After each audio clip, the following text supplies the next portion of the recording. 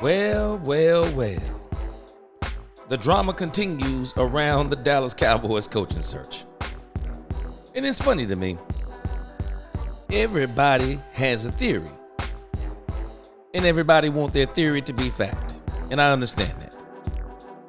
But at the end of the day, I'm just going to talk facts and then base my theory on the facts. Base my theory on past behavior. Yeah, we talk facts, but in this issue with Jerry Jones, we're just going to have to admit it is what it is. Nobody knows what Jerry Jones is doing. And stop listening to these people who are telling you Jerry Jones doesn't have a plan. He does. We just don't like the plan. One, we don't know what the plan is. And the part of the plan we're watching, we don't like what we're seeing. And so because we don't like what we're seeing and because Jerry is not talking, we say he doesn't have a plan. Yes, he does. Jerry's had a plan from the very beginning. I don't care if you agree. If you want to hear the same old news, go ahead and listen to all the other people who keep telling you the same old stuff, because that's all they're telling you. They're actually telling you the same stuff that the media is telling you. I'm just telling you what I'm seeing. What I'm seeing, I don't have any inside information. I'm listening to all the talking heads. I'm listening to the fan. I'm listening to Fisher. I'm listening to the Adam Schefters. I'm listening to all of this stuff. And I noticed that everything they're saying, it's all the same. They don't know what Jerry is doing. Just because they don't know what Jerry is doing, it does not mean that Jerry has a plan. I just taught Bible study tonight. Jesus had a plan and nobody wanted to hear it. Jesus had a plan and nobody believed it. God had a plan from the very beginning. Nobody believed it. Doesn't mean you have to like the plan. It doesn't mean somebody don't have a plan because they haven't told you. But Jerry Jones has a plan. We just don't like the plan. I'm telling y'all, we just don't like the plan. And I keep telling people, they're not understanding the Mike McCarthy thing. Mike McCarthy being here possibly, but also not being here was a part of the plan, Cowboys fans. How do I know this? How do I know this? I know this from experience. I know this from books and being taught about the art of debate. When you go into a negotiation and you know you're about to lowball somebody, well, that's a part of the plan. And you also know that if I'm about to lowball you, a part of the plan must be you might not go along with what I'm offering. See, I'm not giving you an offer that you can't refuse. I'm giving you an offer that you can refuse. That's a plan. Giving you an offer that you can refuse, that's a plan, y'all. I'm shocked that people are saying that Jerry don't have a plan. No, Jerry has a plan. You know how I know he has a plan? Because Jerry didn't sign what?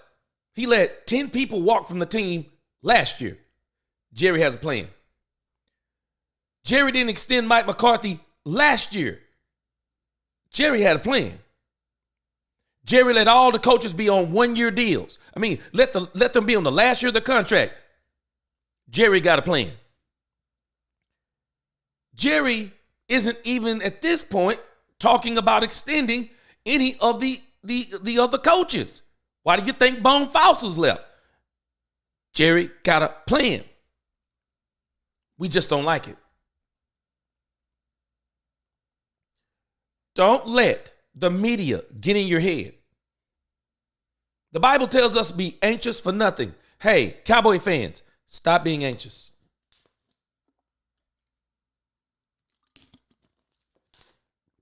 Stop being anxious. Let me do some greetings here. And then I'm going to get back into it. Then I'm going to read some of y'all's, what y'all got to say. Daniel M., what's going on? He said, I know him early, G, but I really truly believe that Schottenheimer is going to be the OC again. And I believe that he's going to be the play caller as OC as well. Now, see, Daniel M., you're on to something. A lot of people do not understand what they're doing with these interviews. I mean, the very few that they've had. But you got to understand what they're doing. Y'all might not believe me.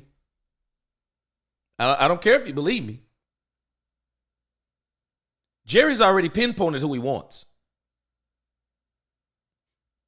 Jerry Jones, contrary to what they're telling you, Jerry Jones has pinpointed who he wants.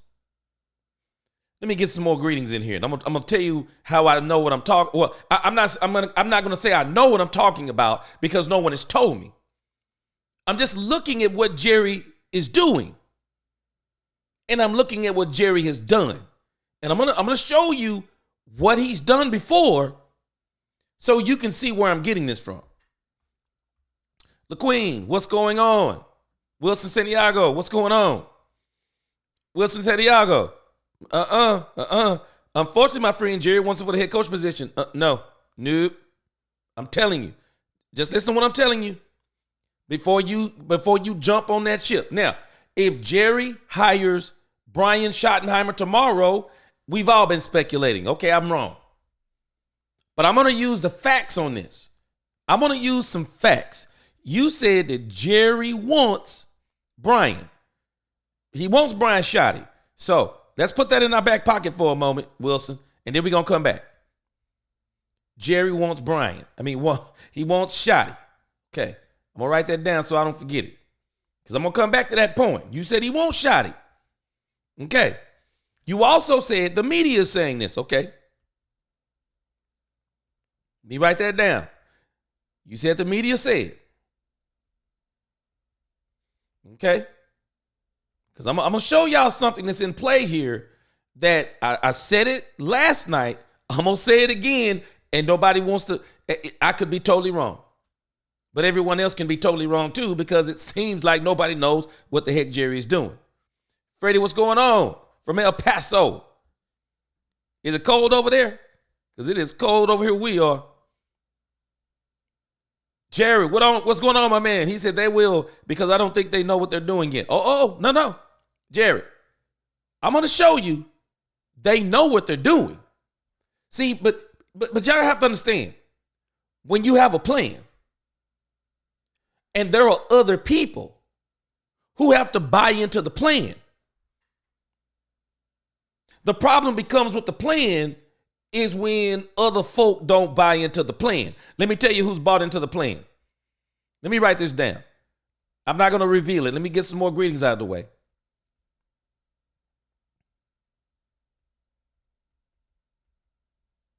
I'm just telling you, if you want to hear the same old thing, and be bored because everybody's just saying the same old thing. Jerry's stupid. Jerry dumb as usual. Jerry don't know what he's doing. Jerry's a catastrophe. The Dallas Cowboys. If you want to hear all that stuff, I can just tell you, go listen to the replays of what everybody else has been saying. I don't believe it. I don't believe it. I don't believe what they're saying because I'm looking at what Jerry is actually doing. I'm going to go back and I'm going to show you. I could be totally wrong, but I'm going to show you. Ice Cold Cowboy in the crib, what's going on with you? Jose Quevedo, what's going on? Jerry playing with our emotions. You're on to something, Jose. You're on to something, Jose. Miss Matrix in the crib, what's going on? This is all a ploy to make Kelly Moore seem like a good choice. You're on to something, Miss Matrix. Hold on a second. I'm going to go back to where you are. I'm telling us, pay attention. I'm going to show you. This is hilarious. What's going on, Drew? Well, you're going to really laugh because I'm going to show you something. Now, if you want to hear the same old thing, go listen to it. But I'm going to tell you something. Jerry has pinpointed his man. And I can tell you how I know he's pinpointed his man. Watch this. Let me go through. Scotty says, Jerry wants Kellen, but he can't negotiate right now. Scotty, you're on to something. So he'll put a distraction in the news. Perhaps you can lowball him. Watch this. I'm going to take us somewhere, Scotty. You're going where I'm going. Where's your Dion? Cowboys hater herder. Where's the interview? I said from the get-go, Dion, 1 or 2%. Now it's being reported. I'm not Nostradamus. Didn't I tell y'all? I'm waiting on the day, any day now, Dion's going to sign a blockbuster deal with the Colorado Buffaloes. I'm waiting. I'm absolutely waiting on Dion to sign the blockbuster deal. Jerry loves him some Deion Sanders. Hey, Jerry. The AD at Colorado is giving me a little trouble. We're going to put out in the media that, hey, me and you had a conversation. Whoa, hold on a second. So a conversation is an interview. No, I'm going to put that out there, though. I'm going to put the conversation out there. And I'm going to put the conversation out there to make it sound like, thank you, but no, thank you, I don't want the job. Oh, okay. Oh, go ahead, Dion. You know me and you boys. Go ahead, I don't mind. Oh, first we leak that Dion turned down the job. Then it starts getting leaked. Well, if Jerry offered the job to Dion, he'll take it. With no interview? Oh, okay. No interview. I was actually laughing. I mean, shout out to Law Nation Sports. I mean, he don't listen to me, but I shout out to Law Nation Sports. I was laughing because he talking about Joy Taylor got inside information. Man, stop it. Joy Taylor ain't got no inside. Man, nobody talking to Joy Taylor ain't got no inside information. She might be talking to Michael Irvin, but she ain't got no inside information. Mike don't have a clue either. Mike wants Deion Sanders. Nick Saban wants Deion Sanders, but I'm telling y'all, Deion loves coaching college football. He does. Deion loves coaching college football. Deion is just trying to get more money out of Colorado. Deion's contract is there. Deion ain't tripping on his contract.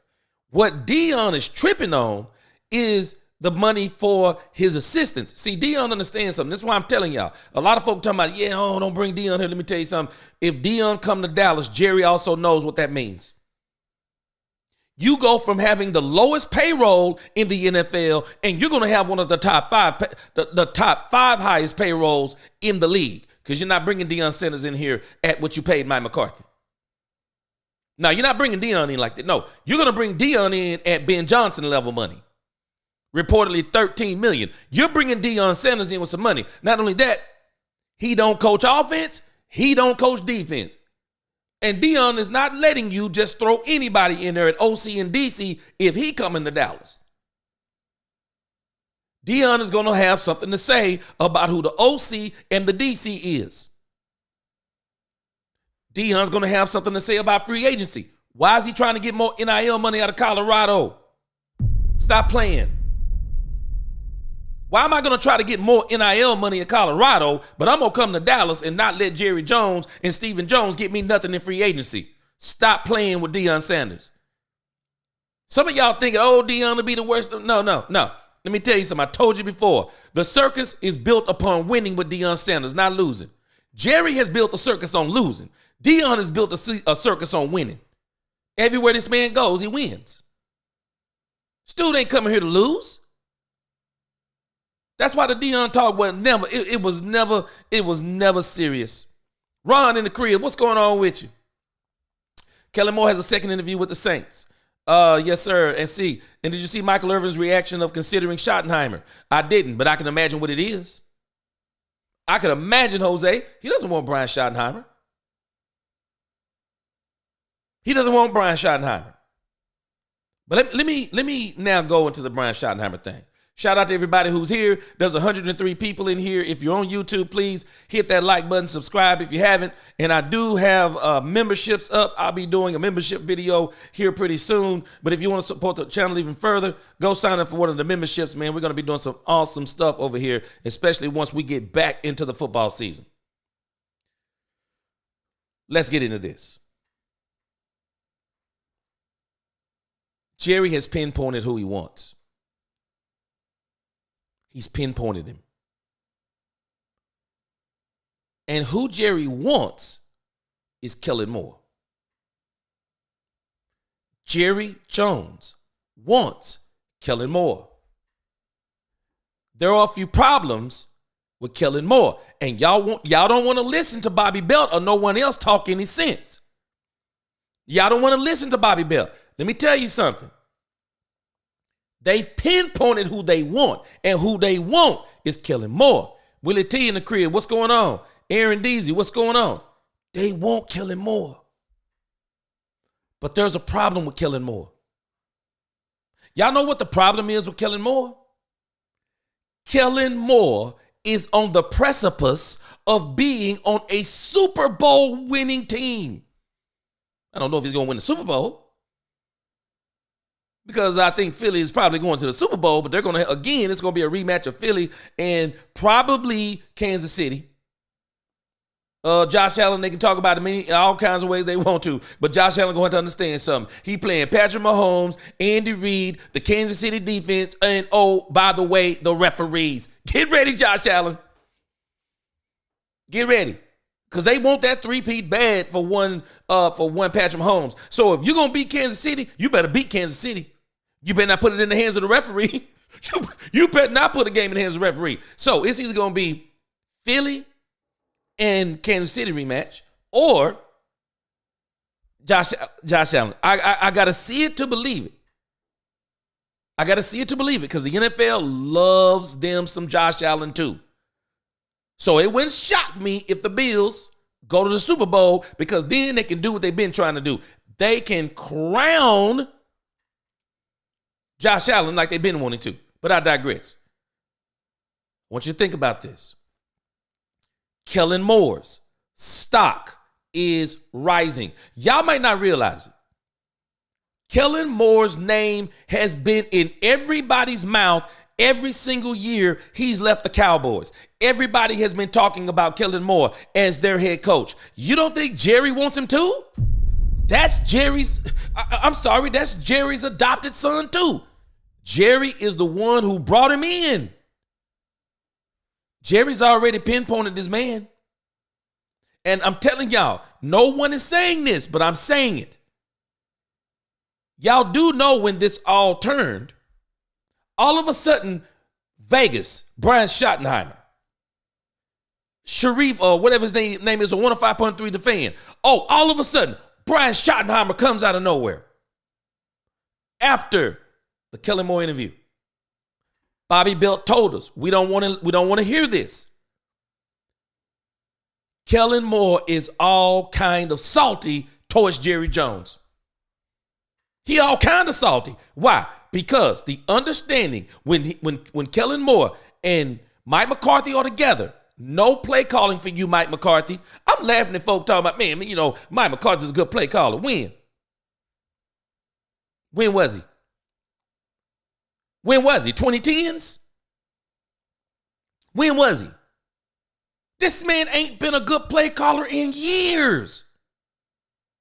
And you know how I know he's not a great play caller? It's strange to me. Tom Brady, hey, man, hey, Mike McCarthy, one of the best coaches in this league. The Dallas Cowboys ought to keep him. Mike McCarthy, all of them, Troy Aikman, all of them, Mike McCarthy. And then Troy Aikman, the same one talking about Deion Sanders. Oh, hold on a second, Tom Brady, you talking about Mike McCarthy, right? I remember you was eating him up on the broadcast, right? When are you going to talk to the Raiders about bringing them in to interview for the Raiders? When are you bringing them in for the Raiders, Tom Brady?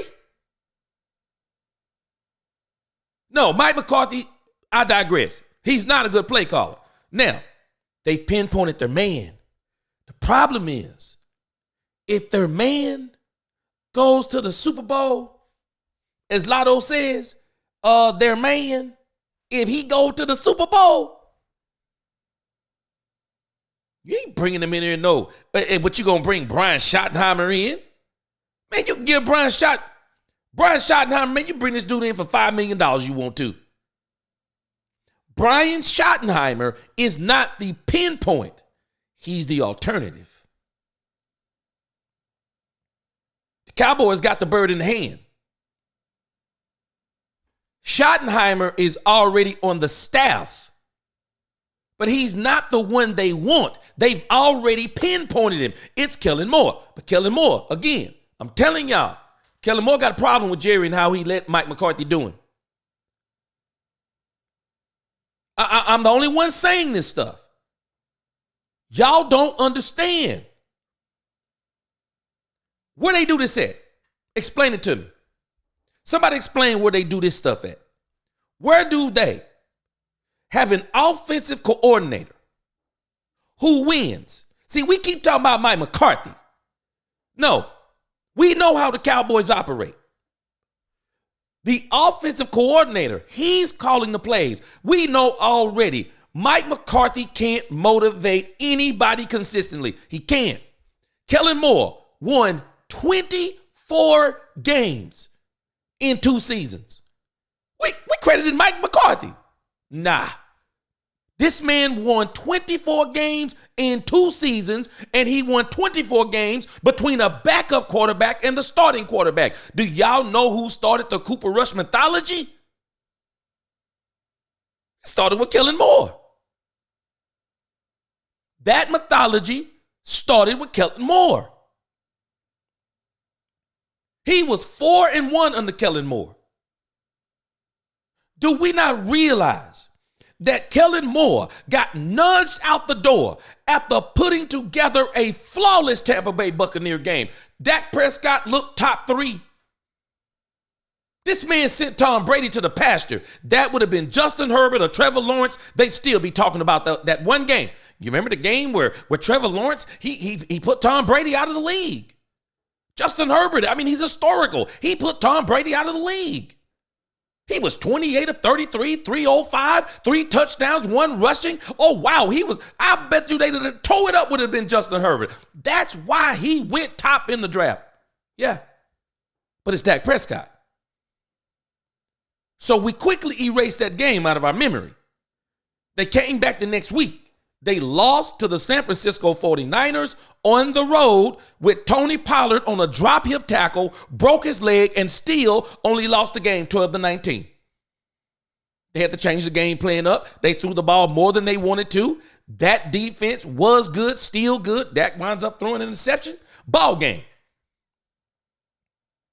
Not to mention they're better than us, but ball game. So y'all tell me what they do this at. And they push you out the door? What? Kellen Moore salty. I'm telling y'all, Kellen Moore salty. Kellen Moore salty. Mike McCarthy wanted that playbook. He wanted the play calling duties. And he used the media. Everybody's being evaluated. That set Kellen Moore off because the understanding was clear. Kellen Moore was coming back. That understanding was clear between the organization and Kellen Moore. And so, Mike McCarthy, he uses the media. And then of course, he's going to Jerry. Kellen don't run the ball enough. Kellen don't run the ball enough. Kellen don't do this. He's not in tune with the team. How do I know this? Because I've already shown the articles. I'm not going to go back and do it tonight. They were asking Mike McCarthy these questions, and he answered them, talking about Kellen Moore wants to run up the store. He wants to light up the scoreboard. So, Mike McCarthy, maybe that's why you only scored 20 points. Maybe that's why you only average 21 points a game, including the field goal kicker. Maybe that's why you only average 21 points, 20 points a game. Kellen Moore wants to light up the scoreboard. Y'all tell me, who doesn't hire an OC and don't want him to light up the scoreboard? tell me this isn't crazy. Kellen wants to run up the scoreboard. I want to run the damn ball. I want to give my defense some rest. Man, ask the defense a question. Defense, let me ask you a question. Would you rather be rested on the bench? Would you rather be rested on the bench? We win time of possession, but then when it come down to the end of the game, you got to go in and you got to fight for our life because we're in a 20-20 tie with 5 minutes to go in the game. I mean, you're well rested and all. I mean, we won the time of possession. We've done we've done 15 play drives in a row. We've done 15 play drives, but we could only get 2 touchdowns. We could only get 2 touchdowns and 2 field goals. I mean, you're well rested. Would you rather be well rested and go back into the game 20-20 defense, or would you rather go back into the game and we're up 21-7, 28-10, 35-13, 42-17? Which one would you want, defense? I'll take the one where we score the most points. Because if you run up the scoreboard, now you put us in nothing but pass rush mode. Ask any defense. See, if you ask the offense, what would they rather do? Pass block or run block? You know what they tell you? Run block. Ask the defense, though, what they want to do. Would they rather be trying to stop the run or pass rushing? Pass rushing. Mike McCarthy is dumb in the mind sometimes. Let me tell you something. He's a great football mind, but he can't coach. I just don't think he's a good coach. To say that Kellen Moore wants to run up the score, so you don't want to run up the score, Mike?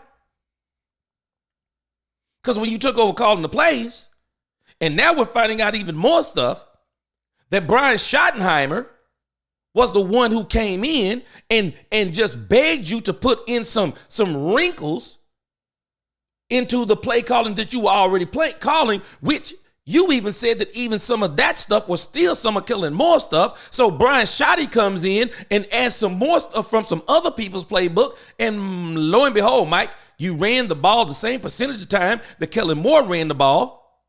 No more, no less. And you continue to run up the scoreboard just like Kellen Moore. I say all that to say this. Where they do this stuff at? Oh, Dallas, right? We ran out the OC that the quarterback was putting up video game numbers with. You can tell me if Kellen Moore's play calling is not good either. Well, hey, somebody better start giving Dak Prescott even more respect. Somebody better give this man more respect because Dak Prescott has put up video game numbers with Jason Garrett. He's put up video game numbers with Kellen Moore. He's put up video game numbers with Mike McCarthy. So they bring in somebody else, including Brian Schottenheimer. Dak Prescott is going to put in video. He's going to continue to put up video game numbers. But we're not focused anymore on Dak Prescott's regular season and video game numbers. What the Cowboys got to do is now they got to get a team in here. A team. Stop putting everything on Dak. Get you a team that this coach, whoever it's going to be, can coach this team to wins in the playoffs. Jerry has pinpointed his man. The problem in his man's stock is rising. I'm telling you. Kellen Moore stocks is rising, and Kellen Moore is salty towards the Dallas Cowboys for the shenanigans they pulled. He's salty. And he's in a situation, y'all. Kellen Moore is in a situation. He doesn't have to take the Cowboys job now. He don't have to take the Cowboys job. He doesn't. This man gonna have options. Y'all can tell me anything you want to. Oh, he just handed the ball off to Saquon Barkley. Anybody who watches football knows it's not that simple. It's just not that simple. I don't care who you have at running back. It's not that simple. There are blocking schemes. The wide receivers still have to run certain routes. Running games are not just something you do. Teams that are serious about the run game is designed.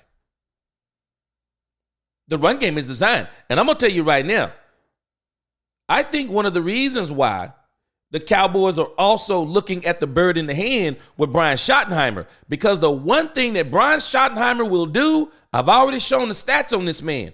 He'll run the ball.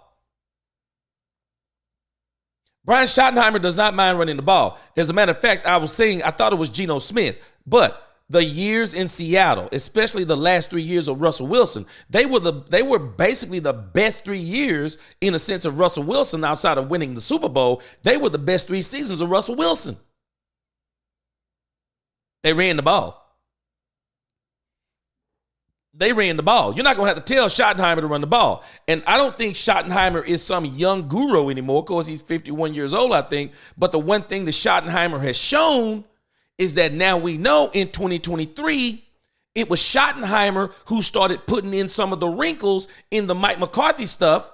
So Schottenheimer, while he might not be a guru, the one thing Schottenheimer will do, he don't mind copying. And I'm going to tell you now, if you tell me, hey, this OC right here, he's not a great OC as far as play calling like his own play designs. But the one thing he does not mind looking at the best play callers in the league, and he'll bring in some of their stuff, and then he'll tailor it to our team, and then it makes us better. Okay, let's talk to him.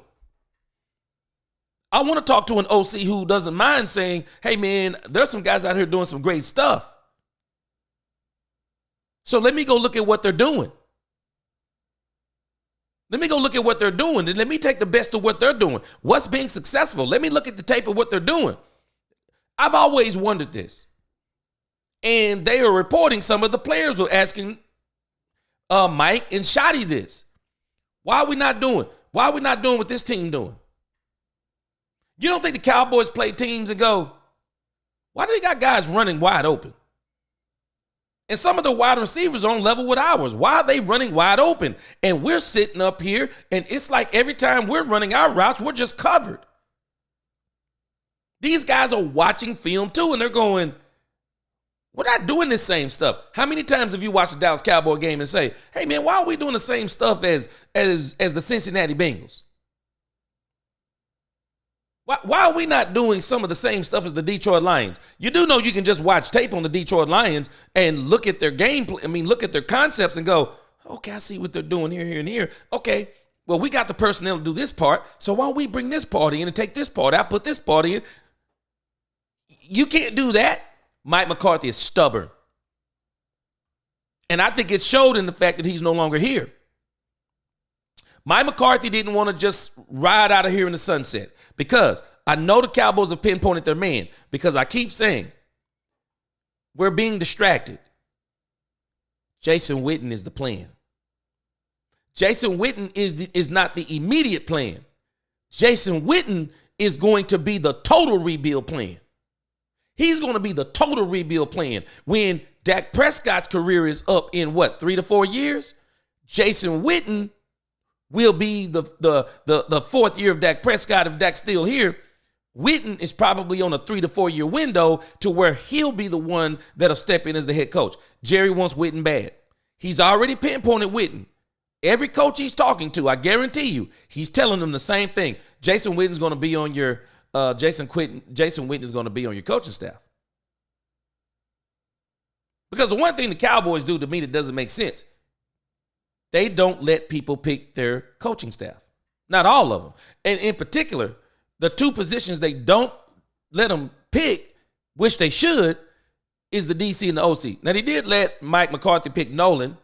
He looked terrible during a COVID year, and people are saying it was not fair. They were teaching through video, and Mike Nolan is a good football coach. Ask the New Orleans Saints. I remembered like yesterday. I think he was the New Orleans Saints linebackers coach. Boy, I remembered like yesterday. They were talking about those players were ecstatic he was gone. They were ecstatic Mike Nolan was gone.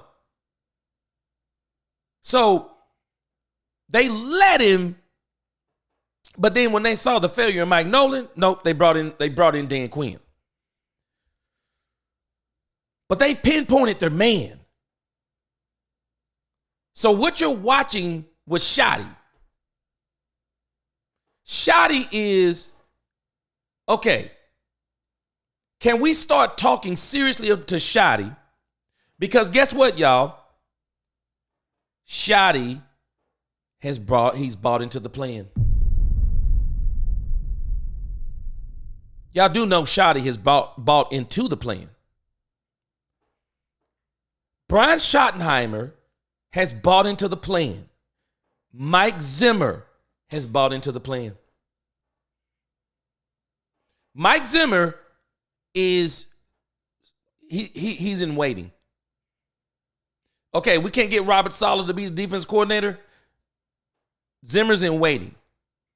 If he doesn't go to the Cincinnati Bengals as a coach or a consultant, he's with the Cowboys in waiting. Mike Zimmer likes Jerry Jones. He doesn't mind doing Jerry Jones favors. So if Jerry Jones needs a defensive coordinator for another year or two, Mike Zimmer has bought into the plan because it's no big deal to him anymore. I don't even know if Mike has the desire to really do this to really, really do this, because of all the coaches that have been interviewed, you're noticing I haven't seen Mike Zimmer showing up on stuff. I haven't seen Mike Zimmer showing up on stuff. So Jerry's got Mike Zimmer in the plan. Bones Fossil said he was not with the plan.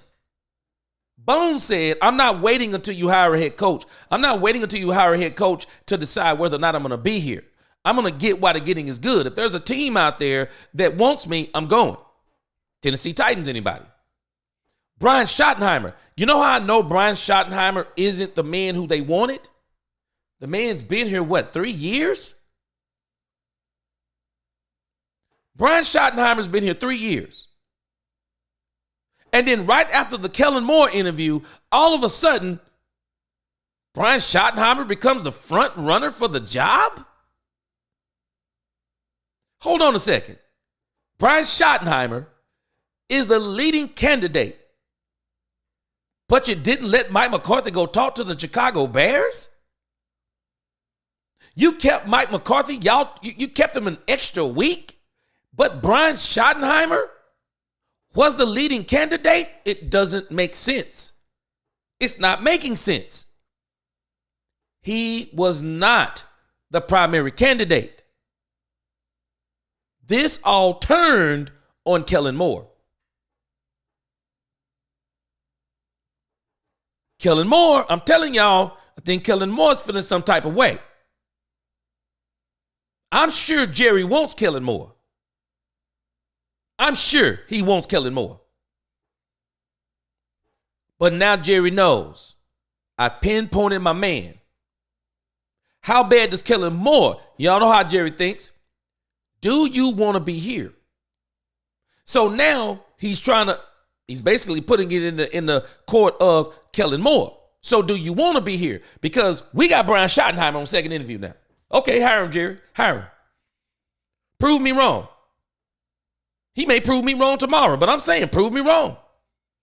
But even then, I don't believe he was the primary candidate, because if Brian Schottenheimer is the primary candidate, he's been on your squad for 3 years. Why even go with the Mike McCarthy nonsense? Brian Schottenheimer, in reality, if he's the main target, why is he not the first interview? No. Schottenheimer comes out of nowhere after the Kellen Moore interview. This stuff bothers me, though, because Kellen Moore has got to get this stuff out of his head. It makes me wonder about Ben Johnson. You now have in your head that you are the prime candidate for a job. You're Ben Johnson. How much does it matter to you that the Detroit Lions win? Brian called a couple of questionable plays in there, y'all. Now, I'm not saying he went in there and pulled a Dan Quinn, but that joker called a couple of questionable plays. And one of the questionable plays that he called was that doggone, what was that, a halfback pass? I called that pretty questionable. I call that pretty questionable. I also call into question that Ben Johnson saw he did something that he did not do the entire season. He saw Jared Goff struggling. And he persisted to still throw the ball in the first half. He saw Jared Goff struggling. Ben was better than that. I talked about how Ben was smart during the season. Ben would see him struggling. Okay, let's go back to the run. I see Ben struggling out there. Let me get a couple of runs in, get him settled back down, get him a couple of easy throws, get him a couple of screen passes, maybe a quick slant. Let's get him back in the game. Something didn't look right about this man's offense. A part of it could be Washington's defense playing really well. A part of it could be that. But I just think there's something to a coach knowing he's getting the job, win or lose. So now, even if he loses, he immediately turns his attention to that other team. You lose on Sunday, hired on Monday. What's the mindset behind that? So now you got Kellen Moore. Now you got Kellen Moore sitting here, and now Brian Schottenheimer is moving on up. Second interview. Long interview. The media steadily reporting on it. You don't think Kellen Moore's seeing all this? This stuff, right? I just don't like how the NFL does this. I just don't think you should be interviewing during the playoff season because it puts the coaches who are still coaching, it puts them at a disadvantage. I mean, unless a team just absolutely wants them, which sometimes they do. But you're also depending upon who's getting interviewed, you're allowing people to be interviewed, and you never know who could come in and woo them in a different direction. But I just think it would make more sense. Have all the interviews after the Super Bowl. And then teams can pinpoint the exact coaches they only want to interview. They might not go through 15. Now that I got every one of the coaches here, now I just need to go through these first 6. I know who I want. And if he agrees to the job, then I can just go ahead and go through the formality and I'm done with the rest. I just don't like the way the NFL does this. But Jerry has his man. He wants Kellen Moore. But he's got Brian Schottenheimer in the hand, and Kellen Moore is the bird in the bush. And the way if Kellen Moore mess around and go to the Super Bowl, Jerry, no, I can't bring him in cheap. Okay, let's see if this thing with Brian Schottenheimer. 1, we get a bird in the hand. 2, y'all remember we was having the same conversation. We were having this same conversation about 14 months ago. Actually, probably about 14 months ago. Not about the coach, but the quarterback. Y'all remember when Jerry Jones, out of the blue? Jerry Jones, out of the blue, he brought in Trey Lance. Why did he bring in Trey Lance? Everybody knew what he brought him in for. He was a bargaining chip. Trey Lance was a bargaining chip. He was also a bird in the hand. He was a bargaining chip. Can we get Dak Prescott's price down? Number 2, if we really start playing hardball with Dak Prescott, maybe Dak Prescott goes to another team. So let us get a bird in the hand, Trey Lance. And everybody was saying, they're not going to sign Dak. They're not going to sign Dak. They're not going to sign Dak. They shouldn't sign Dak. They shouldn't sign Dak. They should sign Dak. They're not going to sign Dak. It's up to the first game of the season. They're not signing Dak. They're going to make him play out his contract. We're saying all this stuff. When does Dak Prescott sign? The morning of the first game of the season. I'm not going to believe this thing with Brian Schottenheimer until he signs. Is he a bird in the hand? Yes. Is he a candidate? Well, yes. Not only is he a candidate, but he's a cheap candidate.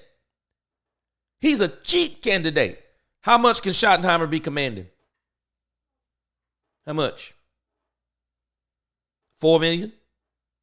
How much? He's also a part of the plan. Hey, Schottenheimer, you do know you come in here and be the coach. We're bringing in Jason Witten. Can he refuse it? Yes, but he's not.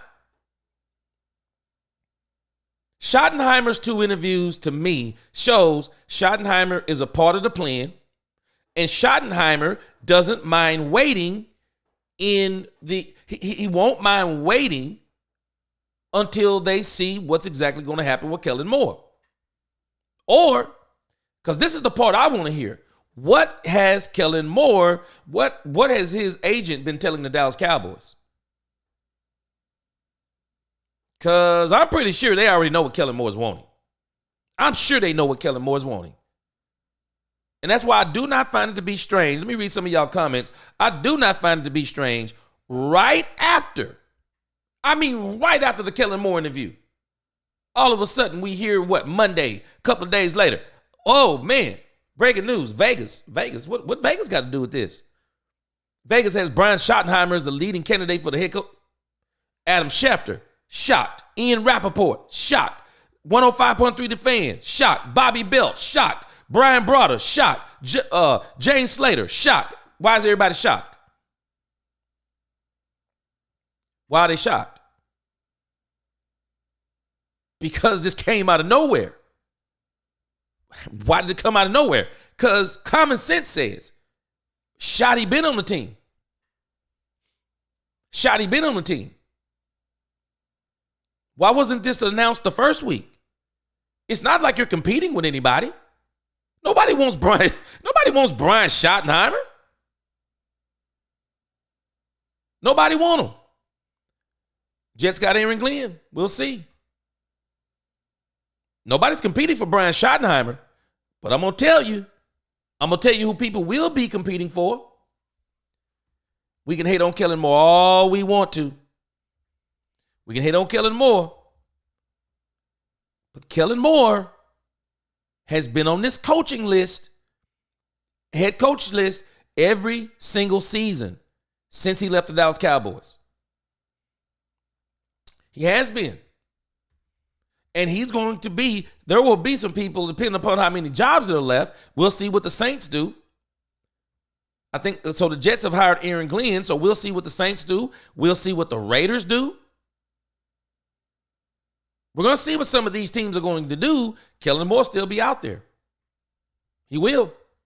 Kellen Moore has been a hot commodity. I don't say hot commodity, but he's been, for as young as he is, Kellen Moore has been getting, every year, somebody's been wanting to interview Kellen Moore. And it's only a matter of time that Kellen Moore is going to, somebody is going to snatch him up. And so, again, I think it's another reason why Schotty is in the picture, because he's not the primary target. He's the alternate. I think the primary target is Kellen Moore. And this Brian Schottenheimer stuff may be telling us some tea leaves that maybe Kellen Moore isn't cooperating, or maybe he's not as overzealous for the job as they may want him to be. It says here on the Bleacher Report, Kellen Moore, Joe Brady eyed for second Saints head coach interview. Oh, Kellen Moore, Joe Brady eyed for second Saints head coach interview amid McCarthy rumors. We're going to see. We're going to see. I disagree with some of these people. I mean, some people are saying that Kellen Moore is not a better play caller. He's not a better play caller than Mike McCarthy. I disagree. I'm sorry. I just vehemently disagree on that. I know some people like Mike McCarthy, and you're entitled to it. I didn't think it was good. I didn't think he was a good play caller. Daniel Lim says, gee, if Moore's head coach, who is DC, Saleh or Zimmer? Zimmer. And you may even see this, at least in my opinion, based on what we're seeing. Because the one thing that I don't like that I'm hearing, I was talking about this the other day, and I still don't like it. I do not like the fact that it's being reported that the players like Brian Schottenheimer. I'm telling y'all what the players are doing, and I do not like it. Y'all might not be seeing this the way I see it, and that's fine. But I'm going to tell you how I see this. This team doesn't think it needs change. it does not think it needs change. That's why they wanted to keep Mike McCarthy. They don't realize, though, you're still going to change whether you want to or not. You have some 30 free agents, some unrestricted, some restricted. No, you're changing whether you like it or not. But everything I'm hearing is bothering me because the team does not think they need change. Brian Schottenheimer and Kellen Moore both tell me the same thing: familiarity. Kellen Moore, what will he come in and change? He'll come in and do what he did. Business as usual. Dak, you know the plan. CD, you know the plan. We're about to run this thing back. We're going to get us a receiver in the draft. I guarantee you we get a receiver in the draft. They're going to get a running back. Hopefully top tier, Ashton Genty or Marion Hampton, one of the Ohio State guys. They're going to get a running back. They're going to get a wide receiver. And Kellen Moore is going to come in here and business as usual. Business as usual. They're probably going to get a defensive piece somewhere third, first, second, or third. They're going to get a defensive piece because they're going to need it. I think Odigizua has played himself off the Cowboys team. They're going to make some improvements, but I'm saying all of that to say you're looking at no change. Man, you get Mike Zimmer another crack at this thing with a healthy defense. I'm just saying. The one coach I was impressed with all season, man, it was Mike Zimmer. I was thoroughly impressed with Mike Zimmer. This man did more with less. And what let him down was cornerback play, which lets you know we need to go in the draft and get another cornerback. Maybe we get one in free agency if there's a top-tier cornerback. And maybe not a top-tier. Maybe we get a second-tier cornerback. But what it's telling me with Schotty, Moore, it's not going to be any change. And we're bringing in and then we want to bring in Jason Witten to learn kind of the ropes of everything. This is telling me and pointing to no change. And it's telling me that the players on this team, they don't want any change. They don't want any change. They don't want to change the systems. I mean, doggone it. I mean, Micah Parsons just in week 12 said, it's week 12. You finally got the defensive scheme. Finally in week 12. Okay, so now you got the scheme. They don't want to learn another one. They don't want to learn another scheme. They would rather continue with what they've now finally accepted. Okay, they want to continue on with that. Brian Schottenheimer, it's being reported, he was the one who was getting them to put in some of these modern wrinkles, copying them from other teams. So it sounds like Dak Prescott likes Schotty. It sounds like CeeDee Lamb likes Schotty. It seems like even the defense, because they said that he actually did some work with the defense. So Schottenheimer is somebody Jerry can bring in, and he knows everybody likes him. So listen to what I'm telling you. If we bring in Robert Saleh, change. I know why they didn't interview Aaron Glenn and Ben Johnson. Ben Johnson was going to want $13 million, and Ben Johnson was not putting up with no nonsense that they were going to have to do some things for Ben Johnson. And I guarantee you, they were going to. I was talking about this early in the season. I said it myself. If I came to be the coach of the Cowboys, there would be some things they'd have to put in writing for me to take this job. You're going to get me at least one player every single season I'm here in free agency. And I'm not talking about you're going to get me somebody either on day 1, 2, or 3. I'm not talking about the leftovers. You're going to get me one significant trade every single season if I think that's what we need. If it will improve this team, you're going to get me at least one trade per season. I would put all this stuff in writing. And if you go back on anything, you're going to pay me an additional $1 million. I'm telling you, I would put all this stuff in the contract with Jerry Jones. Because Jerry will give you 2 years of rope and then he'll flip on you. Now, you wouldn't flip on me. I'm signing a prenuptial agreement. Ben Johnson would have wanted that. Aaron Glenn is a defensive coach. They're not looking for a defensive coach. They're looking for a coordinator so they can go ahead and let Zimmer do what he wants to do, because I just don't think Zimmer wants to do it, but he'll do it if Jerry wants him to. They don't want a defensive-minded coach running the team. And I think there's a part of them that don't want a defensive coordinator that's going to be too radical of a change for this team. So all of this is pointing to me, they don't really want a lot of change. Because if you bring in another coach outside of Kellen Moore, if you bring in another coach outside of Brian Schottenheimer, and this may be one of the reasons why, and I still want to see what happens after this game. Kellen Moore loses with the Eagles. I wouldn't be surprised if Kellen Moore is ushered right back in and gets another interview. I would also hope that if the Washington Commanders lose, we bring in Cliff Kingsbury. At least just to kick the tires on this. I think Cliff Kingsbury is a better play caller than all three of them. Moore, Schotty, and McCarthy. I would rather have Cliff Kingsbury. I think he could do some things with Dak Prescott in the running game. I would love to see him. Quentin said this is a bad setup to the reason that Jerry Jones to feed his ego, and then if he fails, Jerry is the fool to believe that Kellen Moore to put pressure on him to win or else out. Now, Quentin, think about it. Is this not what Jerry does? He played this same game with Dak Prescott. It didn't win. He didn't win.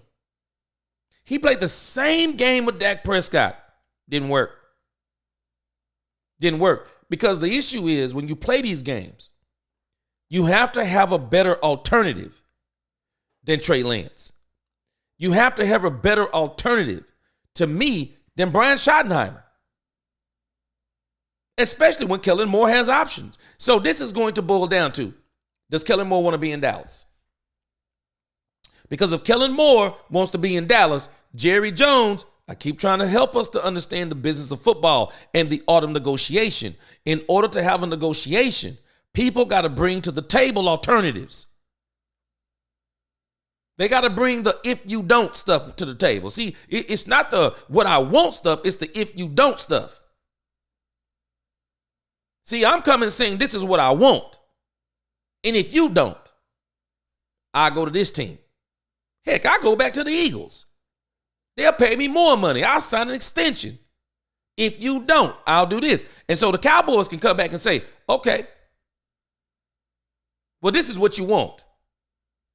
But we're not going to give you what you want because if you don't, this is what we have. We got a bird in the hand.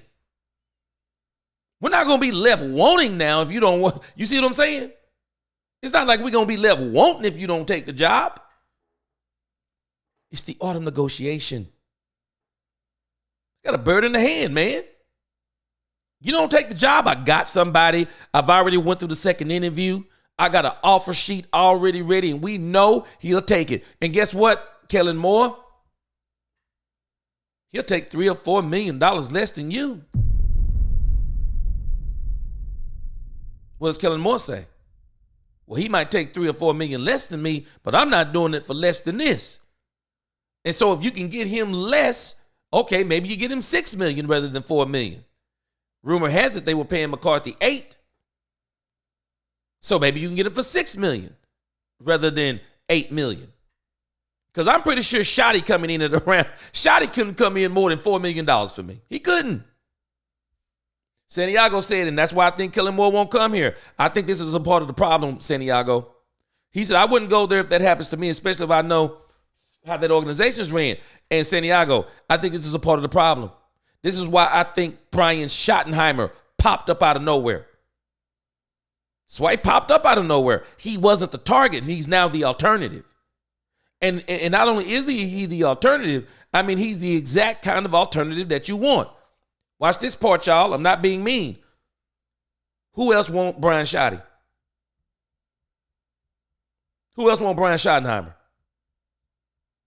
Brian Schottenheimer was a sought-after coach years ago with the Jets. He did a really good job with the Seahawks. At least I thought he did. But he wound up with Mike McCarthy in Dallas.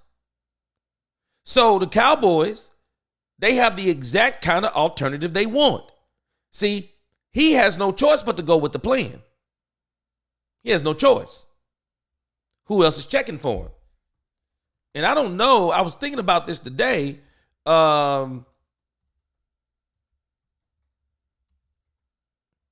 What is his contract with the Cowboys? I don't know if anybody's asked this. What is Brian Schottenheimer's contract? Because there's obviously a reason, and I thought they were all on the last year of their deals, so why is he still here? Because it seems like he's basically still on the payroll. But it says he's in his final year. So I would assume his contract is up too, but he seems to they're talking to him like he's still in the building. But at the same time, so if his contract is up, it's still obvious nobody wants him. I'm wondering the same thing about Al Harris. See, a lot of these people, they're still in the plan because there's no one obviously checking for him.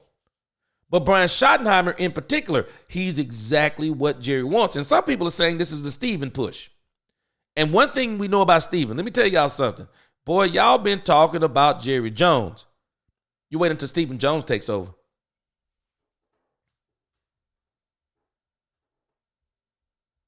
David Everett said Andy Reid and Steve Spagnuolo. Oh, yeah. You know what? I'm wondering. This is why I'm wondering what's going to happen after the Super Bowl. I've said it before. I want the Cowboys to take this after the Super Bowl game. I said it before. Why not interview, what is his name? Matt Nagy, offensive coordinator for the Kansas City Chiefs. Why not interview Steve Spagnuolo? Why not interview Cliff Kingsbury? Get some alternative answers in here. Okay, you got Kellen Moore and Brian Schotty on ice. Now you could lose Kellen Moore, but Brian Schotty ain't going nowhere. Man, ain't nobody checking for Brian Schotty. Ain't nobody checking for him.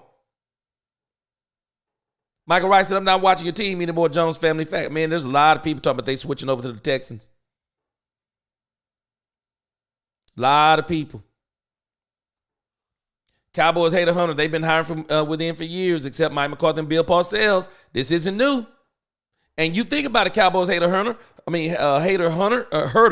Think about it. Kellen Moore is technically from the inside. They didn't want to get rid of Kellen Moore. They didn't. C-Base, McCarthy wanted to run the ball more and didn't. And you think about it. When he got the team, the play calling, he didn't do it. Gave Kellen shaft for it as a result. That's crazy work. I get why Kellen's salty. I'd be salty too.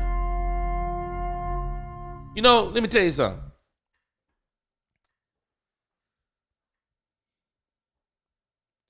If you are in a relationship and you cheat on your girl and y'all break up, unless y'all are both got this thing right in the Lord. You got this thing back right with God. You've got forgiveness, and you know y'all going to go and live this thing right in the Lord. But I'm telling you, for people who not living like that, you better try to work it out, because I'm telling you, if you don't get this thing worked out the right way and you come back in that relationship the wrong way,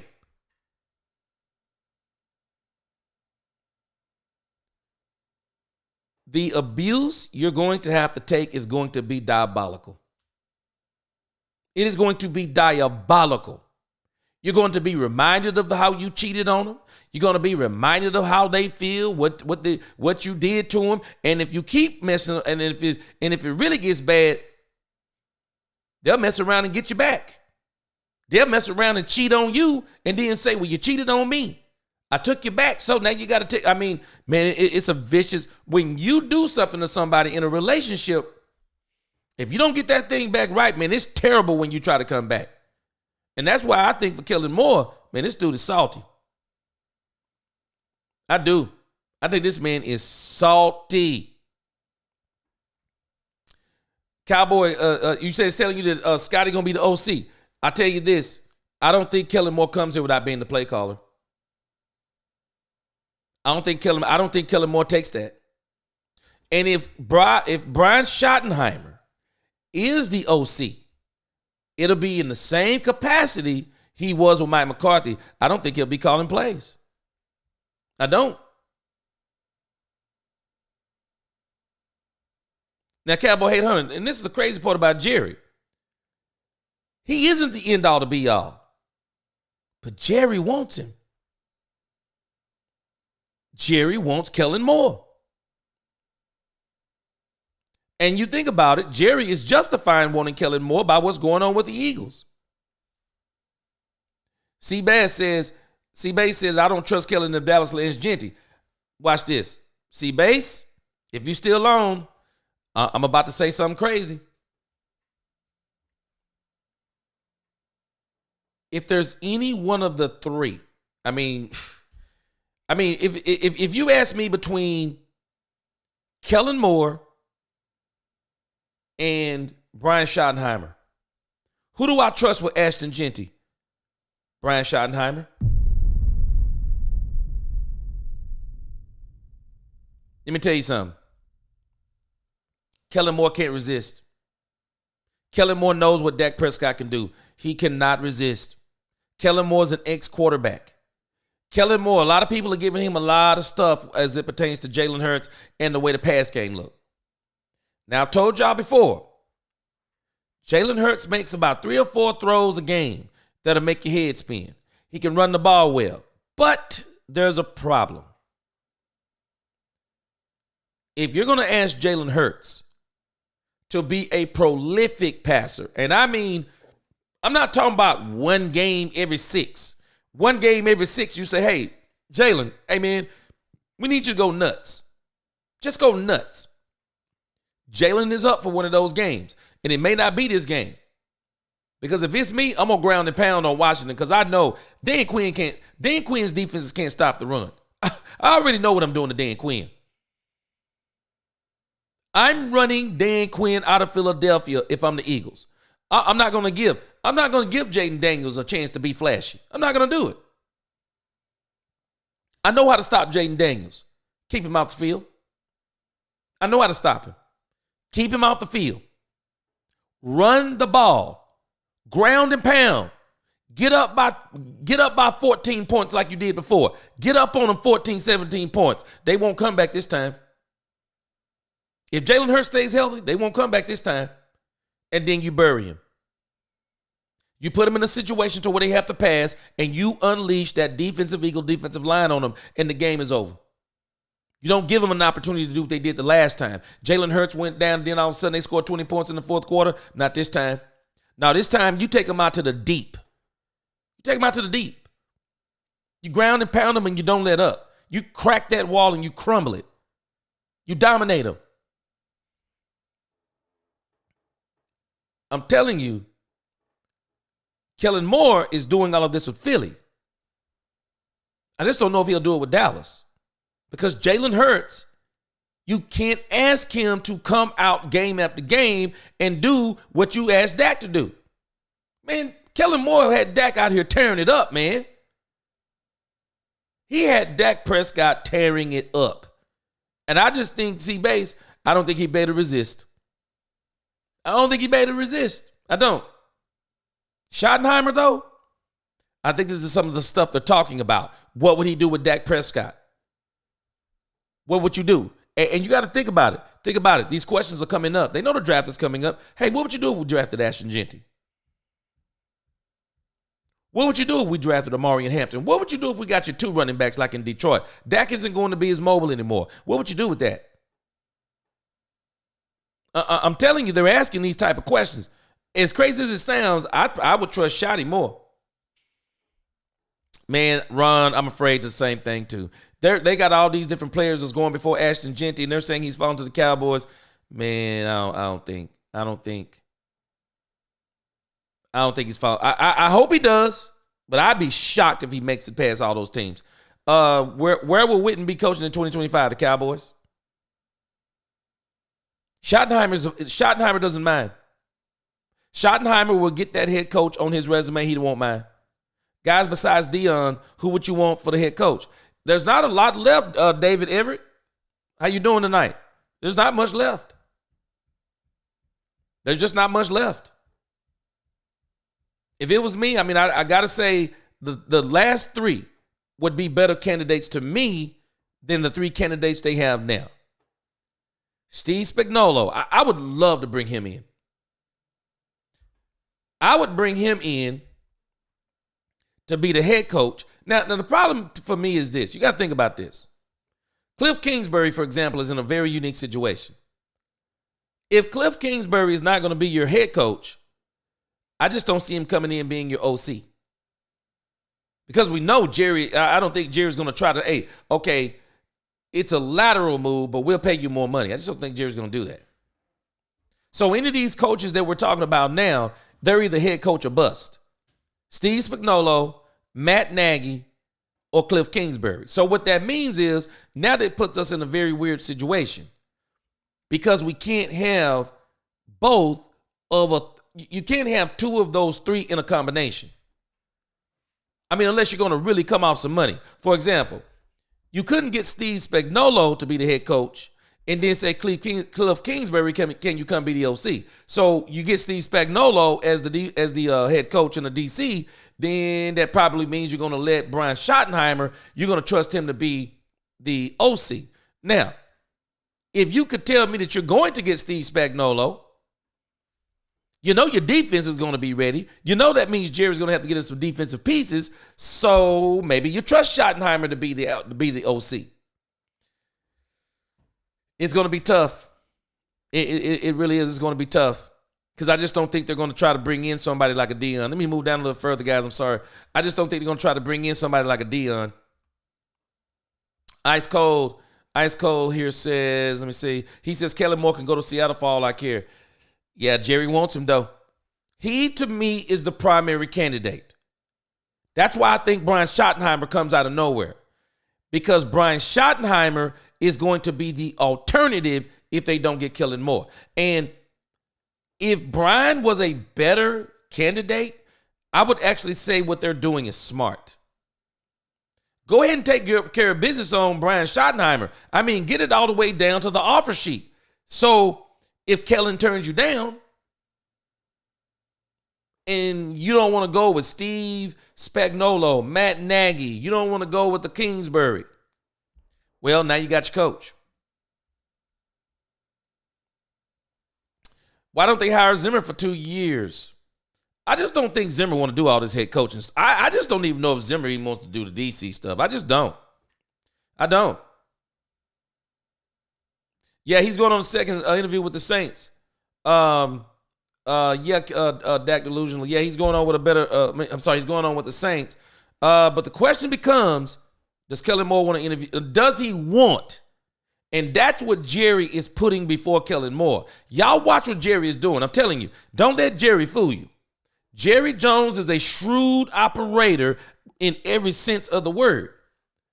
Jerry is putting Brian Schottenheimer out here, not only because he's an alternative, because he was not the primary candidate. All the evidence shows he was never the primary candidate. He's the alternate. But he's also in what he's doing, because this doesn't really affect anybody else. I mean, nobody else cares. Man, you think about it. Man, nobody else cares about Brian Schottenheimer being interviewed by the Cowboys. Because most people are like, okay, you want him taken. The only person this affects is Kellen Moore. It's the only person it affects. Does Kellen Moore really want the job? And if he wants the job, well, we got somebody that'll take it for a box of Cracker Jacks and a prize in the box. So don't come in here trying to act like you're going to get a whole bunch of money. So, man, the way they're doing this is crazily insane. Willie T said, if Kellen is available every single season, why hasn't anyone hired him for a head coach? I think one of the things is, Willie T, you kind of mentioned it the other day. A lot of people are looking at him as being young. I think Kellen Moore, if I'm not mistaken, if Kellen Moore gets hired, Kellen Moore is going to be the youngest head coach in the league.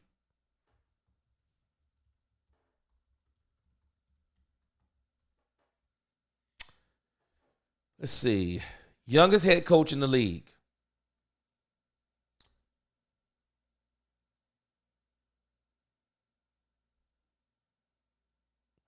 Okay, so Ben Johnson.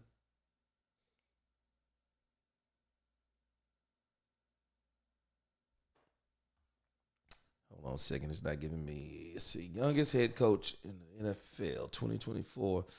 Let's see. The youngest head coaches. I think Kellen Moore would be Okay, so it looked like the youngest coach in the league is Mike McDonald for the Seattle Seahawks. So Kellen Moore comes in, and it's probably got something to do with his birthday. Kellen Moore comes in and be a head coach. Kellen Moore would be the youngest head coach in the NFL. He would be the young, and so I think in his first couple of years, I mean, you think about it. So he's been interviewing for the last 3 years for head coaching jobs. I mean, he would have basically been around 30, 34, 35, and 36. That's probably one of the reasons why. Because when you look at the youngest, you got McDonald for the Seahawks. McVay is 38. O'Connell is 39. Scheichen is 39. D'Amico Ryans is 40. Callahan is 40. Gannon is 42. And then you got Mike McDaniel at 41. Zach Taylor is 41. And then you got Stefanski at 42. Connell's at 43. So Sirianni is only 43. So I think one of the reasons why Willie T, you said it the other day, I mean, to hire a coach at 34, they want to see you get a little bit more time at OC. But he's about at that age now where they're liking these young guru coaches, and I do think it's only a matter of time. Kellen Moore is going to be one of them. Kellen Moore, book it. Kellen Moore, head coach in this league in the next 2 years. Book it. Book it. Wilson Santiago say, if the Saints say, we want you, Kellen, nah, I want to be with the Dallas. No, I want to be, yeah. I'm telling you, yeah, he's a young dude, and he kind of fits the tree, and he will be a coach. He will be a coach. Kellen Moore is a sock puppet. You got to think about it. So will Brian Schottenheimer. Schottenheimer will be too. Apocalyptic Cowboy if it wasn't for the tush push. Yeah. It's a big part of his game. It is. It's a big part of his game. Richard Owens, what's going on? Gee, what if Schottenheimer is the missing piece of the puzzle that allows Dak to be what we have seen to be in the 2-minute drill? He's unstoppable when he's allowed him to cook. Well, y'all remember what they were saying? Y'all remember what they were saying when Schotty was coaching Russell Wilson? Let him cook. They were saying let him cook. So, you know what? That's why I'm saying too, Richard, I don't know. I know where I am with Brian Schottenheimer. But Brian Schottenheimer to me is one of these picks that's making me go,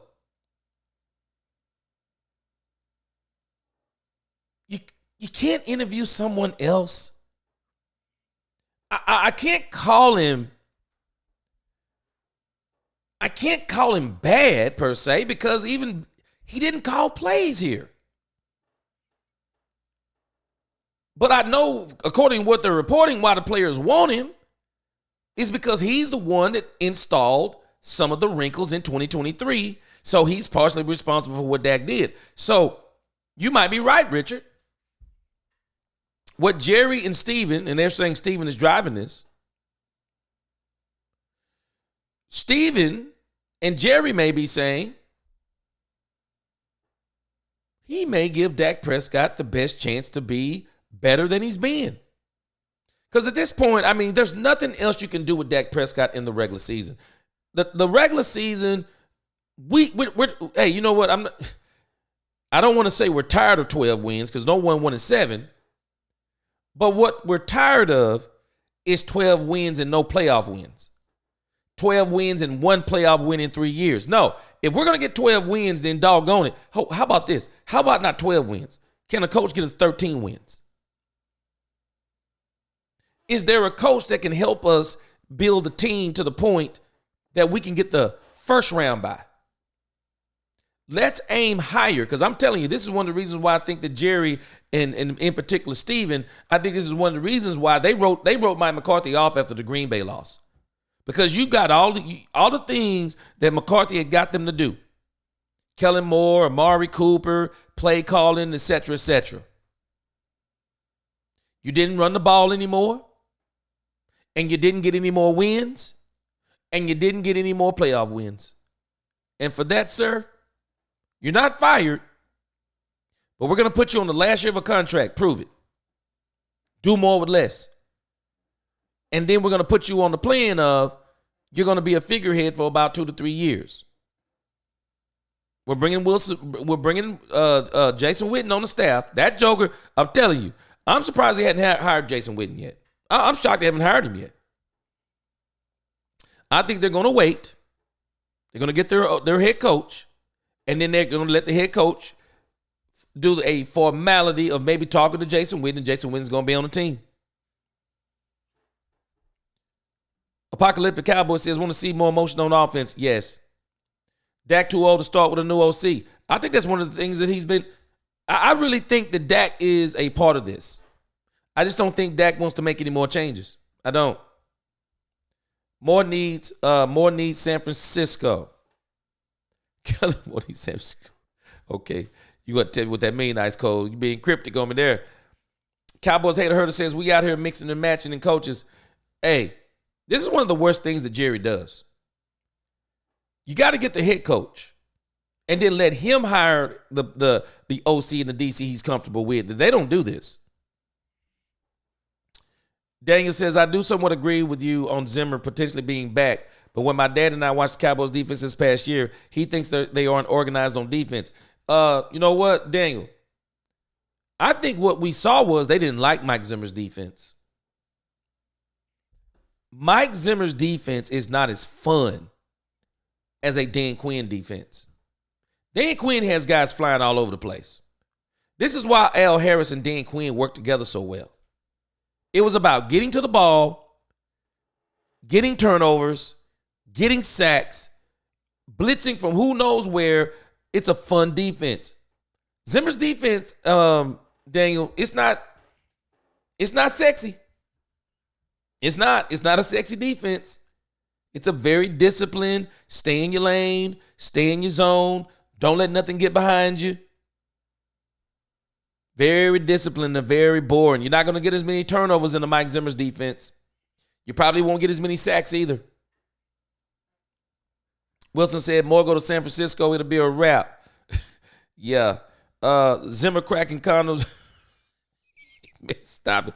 Boy, Ice Cold. I already know what you're talking about. Hey, man.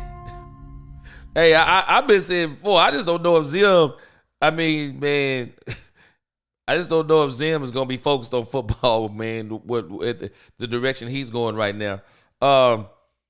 Wilson said, I have a feeling if Moore leaves, it'll be a team that plays Dallas. Wow. Yeah. Never know. He could wind up in New York, mess around and have another bad season. May wind up there. Apocalyptic. Witten will bring it. Cowboys need a dog. Apocalyptic. I'm telling you, I think Jerry has visions of sugar plums dancing in his head. Dan Campbell played for the Cowboys. Dan Campbell has went to Detroit. He's been successful. I think Jerry is looking at Witten and saying, Witten's better than him. Witten's a dog. He's more of a dog than Dan Campbell. I think he's thinking some things like that. Witten's going to be on this staff. And I think Witten will wind up being the Dallas Cowboys coach within the next 3 to 5. I think Jason Witten's going to be the head coach. Zimmer has the fountain of youth with his girl. Yeah, like 90 years younger. I ain't mad at him either.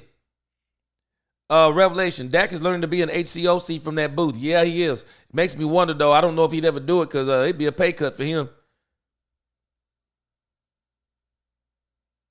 He's out taking Samuel L. Jackson class dismissed. Santiago says Saleh has the same mentality. He won't fit with Jerry. He was the reason Rodgers went to the Jets.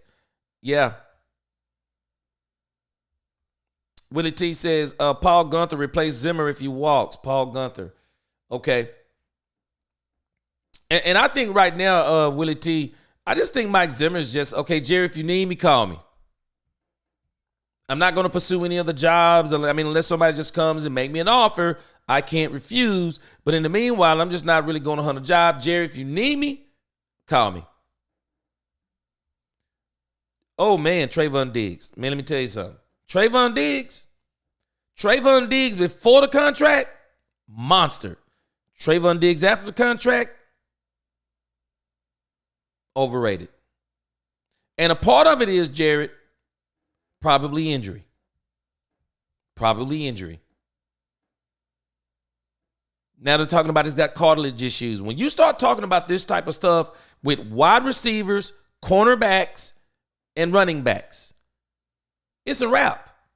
Man, you can't have knee injuries in those positions. I mean, the knee injury going to give you problem in all positions, but especially in positions where it takes quickness, cutting and stopping and starting. I'm worried about Trayvon Diggs. I'm very worried about Trayvon Diggs. I hope he gets back healthy, but I'm very worried about Trayvon Diggs.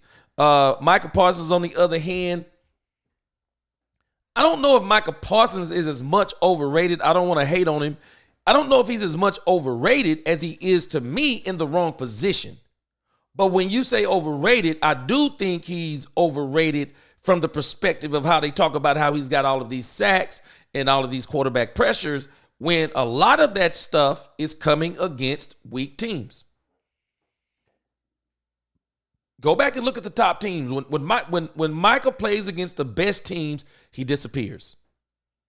And I don't think it's because he's sorry. I think it's because he's undersized, and the better teams, you better believe, the one thing or the two things that the better teams are going to have, go look at these offensive lines. They're going to have a good tackle. They're going to have a great left tackle and a good right tackle. They're going to have those two things. Mike struggles against those. He does. He struggles against those bigger tackles. I think Wilson said he thinks the Saints going to get Kellen Moore. Wow. You all over the place. No, I've been exactly where I am. I'm giving you what I see that Jerry is doing. I'm staying where I am, Wilson. He's got a plan. We just don't like Jerry's plan. Jerry has a plan. And I think the plan, just even based on the interviews, the plan was always Kellen Moore. The plan was Kellen Moore. There is no way you can tell me that Jerry planned on bringing Mike McCarthy back on anything other than being a figurehead. He was only going to be here as a placeholder until now, Jason Witten, we know, until Jason Witten got ready. Mike knew it. Mike wasn't going for this. All of this stuff about Mike McCarthy makes sense. They didn't make him an offer he couldn't refuse. They made him an offer that he could refuse. And when you make somebody an offer that they can refuse, that's very planned and calculated. It is. You do not do that stuff, Willie T. You don't do that stuff unless you got a plan. Okay, what's the plan if Mike McCarthy doesn't take it? Because there's really a good chance he's not going to take it. I mean, they know this. The plan, I believe, is Kellen Moore. Kellen Moore was the target. I think he's still the target.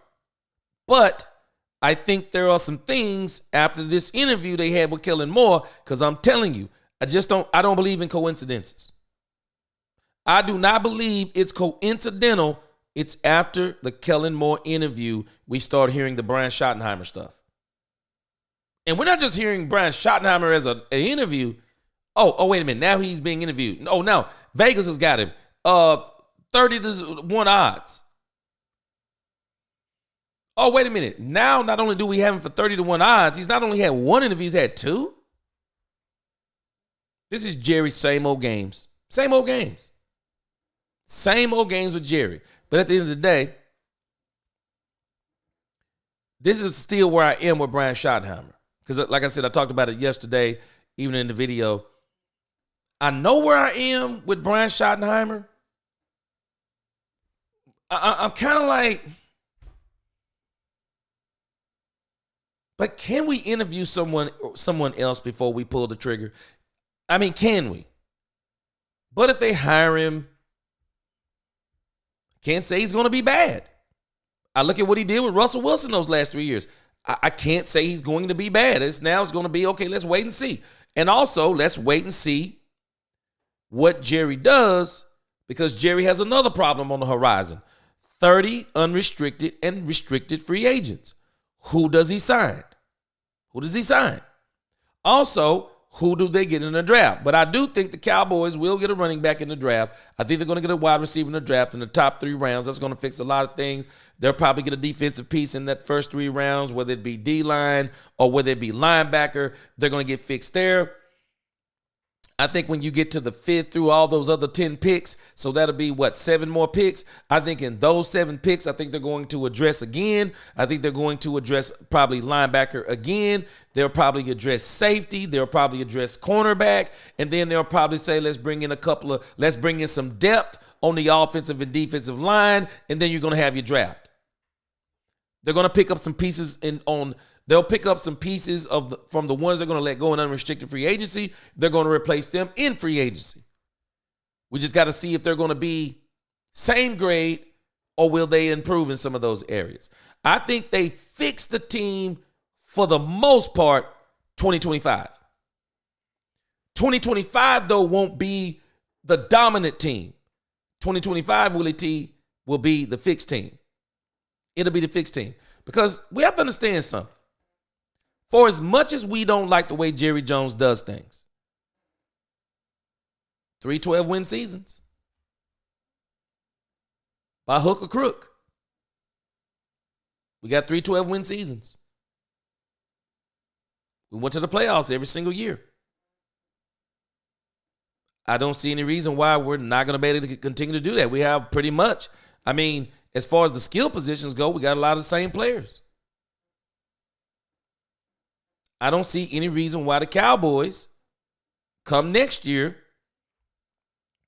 if this mess won 7 out of 10, surely that which will be less of a mess will be able to win 10 out of 17. So I see bare minimum with this team next year, 10-7? They'll be back in the playoffs. I promise you. Doesn't mean they're going to win. They'll be back in the playoffs. But you got to think about it. We didn't go to the playoffs this year. So will being back in the playoffs be an improvement? Yes. 2026. Because they'll have the team mostly fixed 2025. 2026 is going to be gravy. They're going to really bring in some, because you got to think about it. The Cowboys are going to be one of the youngest teams in the league, I guarantee you, next year. With all the things they're going to have to do in the draft and what they're going to have to do in free agency. Let's see here. Playmaker, what's going on? He said, nah, man, Kingsbury's terrible. Did you see him with Kyler? Man, I just don't like Kyler Murray, Playmaker. I would never get him as I would never have Kyler Murray as quarterback. He is way too small. Man, Kingsbury to me, and me and you, we looking at this in 2 different sides. To me, he was set up to fail. Man, I never liked Kyler Murray man, that dude was too short, man. I can't do it. I think it seemed to me Kingsbury may be a little bit more creative than Schotty, but hey, Playmaker, with Schotty, at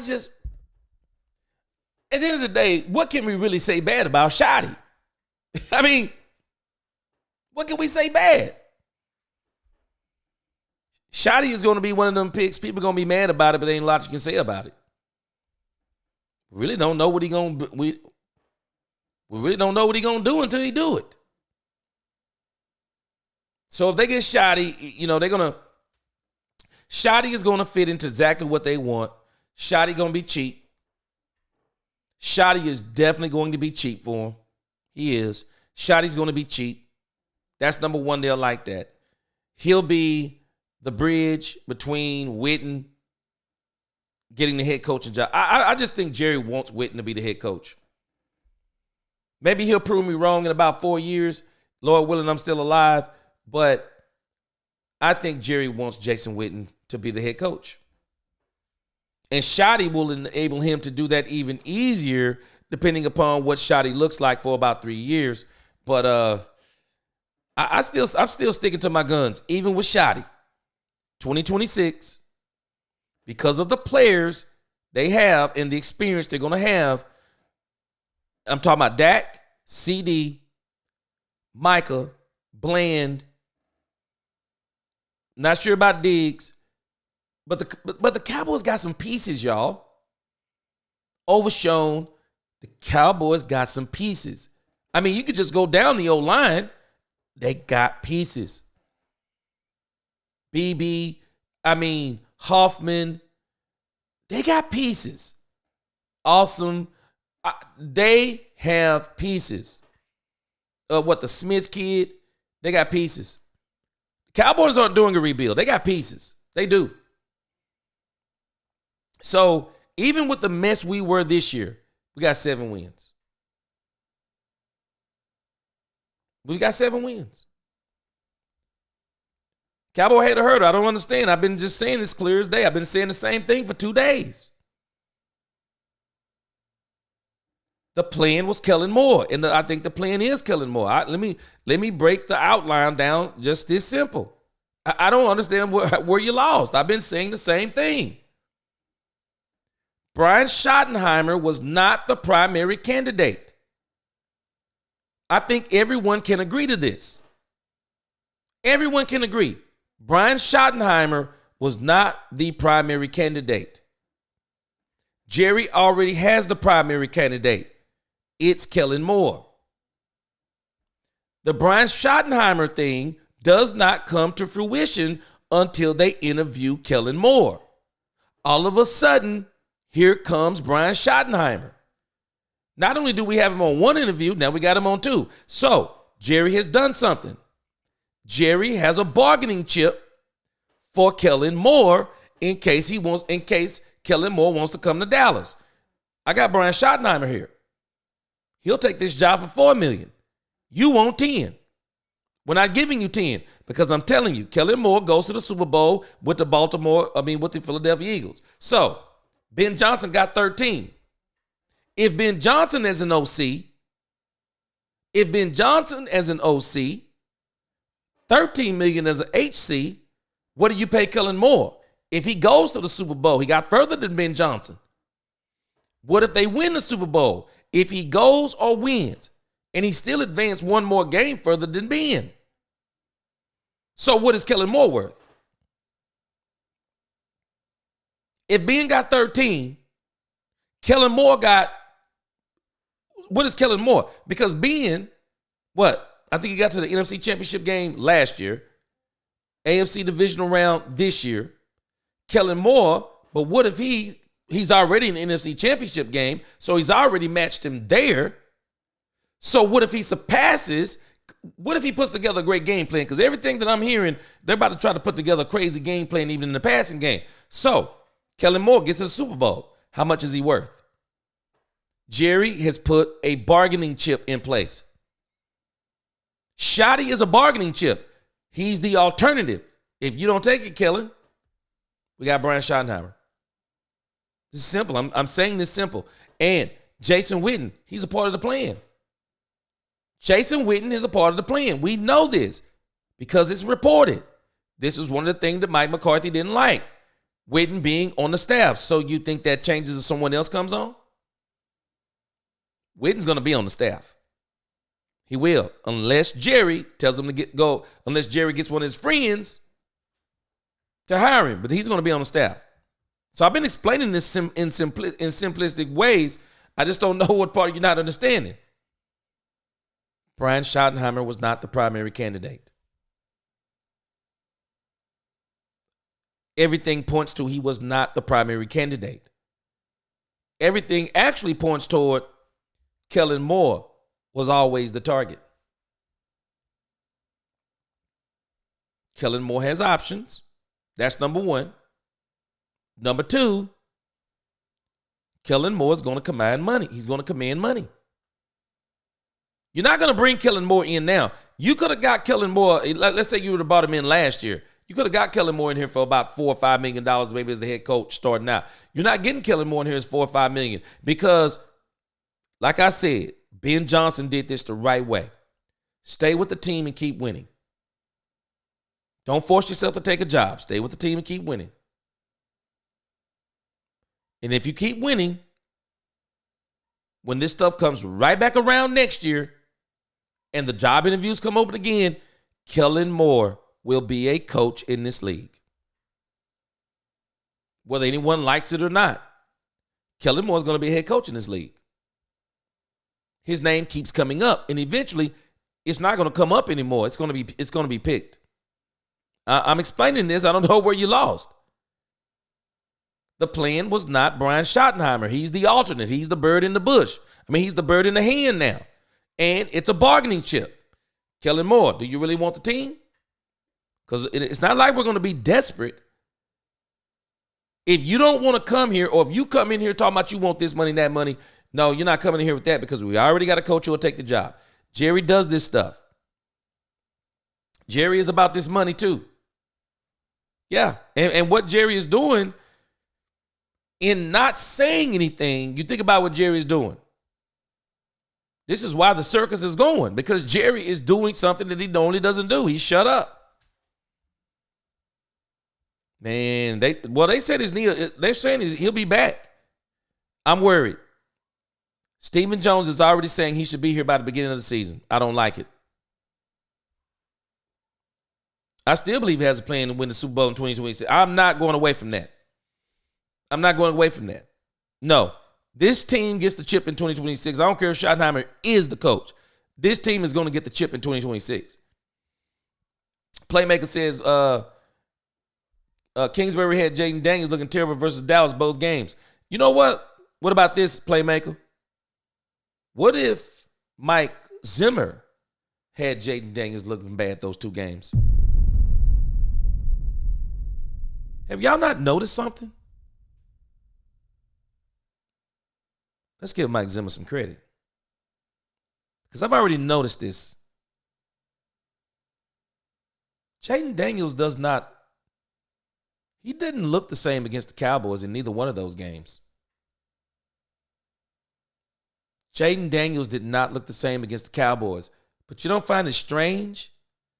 Go back and look at what he did to the teams after the Cowboys. Go back and look at what he did after the game against the Cowboys in the playoffs. Is it Kingsbury or is it Zimmer? How about maybe Zimmer studied some tape on Jaden Daniels? Jaden Daniels didn't look the same again. See, y'all talking about Dallas. Yeah, he didn't look the same against Dallas. But look how he's looked against everybody else. It's a credit to Zimmer. It's a credit to Zimmer. It is. Go back and look at Jaden Daniels against everyone else. And we've already seen it. He didn't look good in the second game. And Zimmer was worried because they were getting hands on him. Look how he's looked in the other two games. The Lions could barely put a finger on him. The Lions couldn't put a finger on him. So when you think about, Green Bay, what did Green Bay do with him? Green Bay couldn't do a lot with Jaden Daniels. Why could the Cowboys? Not one time, but two times. 2 times. I believe the Cowboys would have probably beat them if the Jaden Daniels might have stayed in the game. I think that may be a credit to Zimmer. Schottenheimer's not under contract. Yeah. But it's like he's around the building or something, because, of course, he's got the 2 interviews. But I think he is the alternate. He's the alternate, because if he would have been the primary, they would have started out with him. Yeah, he's the alternate. Kellen is the target. I'm telling you. Kellen is the target. And Jerry is putting in the bar. He's already doing it. He did the same mess with Dak Prescott. As much as they want a head coach, my problem with the Cowboys is they don't want to pay a head coach. Not big money. They don't want to pay him big money. They didn't want to pay Mike big money, and they didn't pay Mike McCarthy big money. They don't want to pay him big money. They don't. Exactly, Wilson Santiago. I'm telling us, Kellen Moore is the target. Jerry is putting in. He has put in Brian Schottenheimer as the bargaining chip. Because guess why? Because he can't come to Kellen Moore without something on the table. You can't come to Kellen Moore and say, well, if you don't take it, we'll get somebody else. Okay, get somebody else. Who you going to get? Now, we got Brian Schottenheimer here. He'll take less than you. It might not work. It didn't work with Dak Prescott. It might not work. But Jerry wants Kellen Moore. He does. I hate the Jones and their concubines. Yeah, they want him. Seahawks interviewed Byron Leftwich. Azteca. I was talking about this the other day. What happened to Byron Leftwich? 2 years ago, Byron Leftwich was a hot commodity. This man disappeared. It's crazy. Willie T, Kingsbury, Spagnuolo, and Nagy all suck as head coach. So, Willie T, so you think about what you just said. So what's the alternative? What's the alternative? Now, we're all saying that you saying anyway. I don't know if everybody's saying. So you just said that these three coaches suck. So what's the alternative? We were never getting Ben Johnson. Ben Johnson made that clear. We were never getting Ben Johnson. Aaron Glenn. I'm not sure if we could have got Aaron Glenn. But I think that the Jets had their mindset on Aaron Glenn. And so even if the Cowboys wanted Aaron Glenn, I don't think they would have got Aaron Glenn, because I believe once he went on that interview with the Jets seem to like defensive coaches. Three come to mind, Rex Ryan. Well, two come to mind, Rex Ryan, Robert Saleh. I mean, I'm not really up on them like that, but Robert Saleh and Rex Ryan. And now they got Aaron Glenn. All three defensive-minded coaches. So we were not getting Aaron Glenn no matter what we did. You say those three suck. So what were the alternatives? They're not getting Deion Sanders because of Colorado. I don't think that was ever an opportunity. So who were they going to get? I really don't know of any other names that anybody is talking about that these are great coaching hires. Because if that's the case, then okay, we'll just stay with Brian Schottenheimer.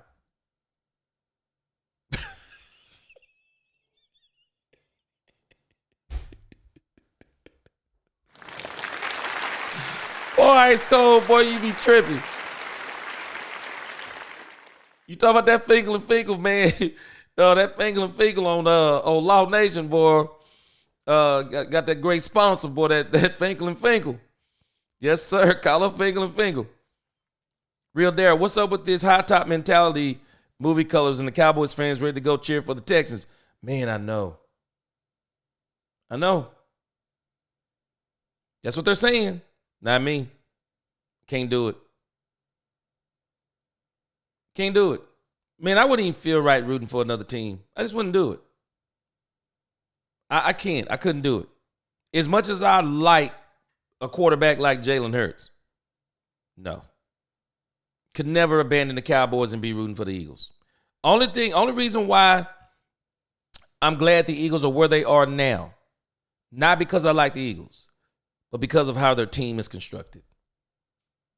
I'm just like Jerry. When are you going to look at some of these teams and look at these teams that are winning? They all went and got running games. Just go check the tape. Just go check the standings. The majority of the playoff teams, they all went and got running games. Every last one of them.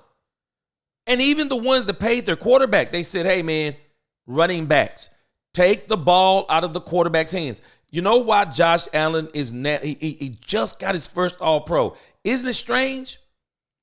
Not when he's putting up, man, y'all don't understand. Josh Allen been putting up banana numbers. You know the banana number that he didn't put up? Turnovers. You know how they took away the turnovers? Took the ball out of his hand. They didn't give him one running back. They didn't give him two. They gave Josh Allen 3.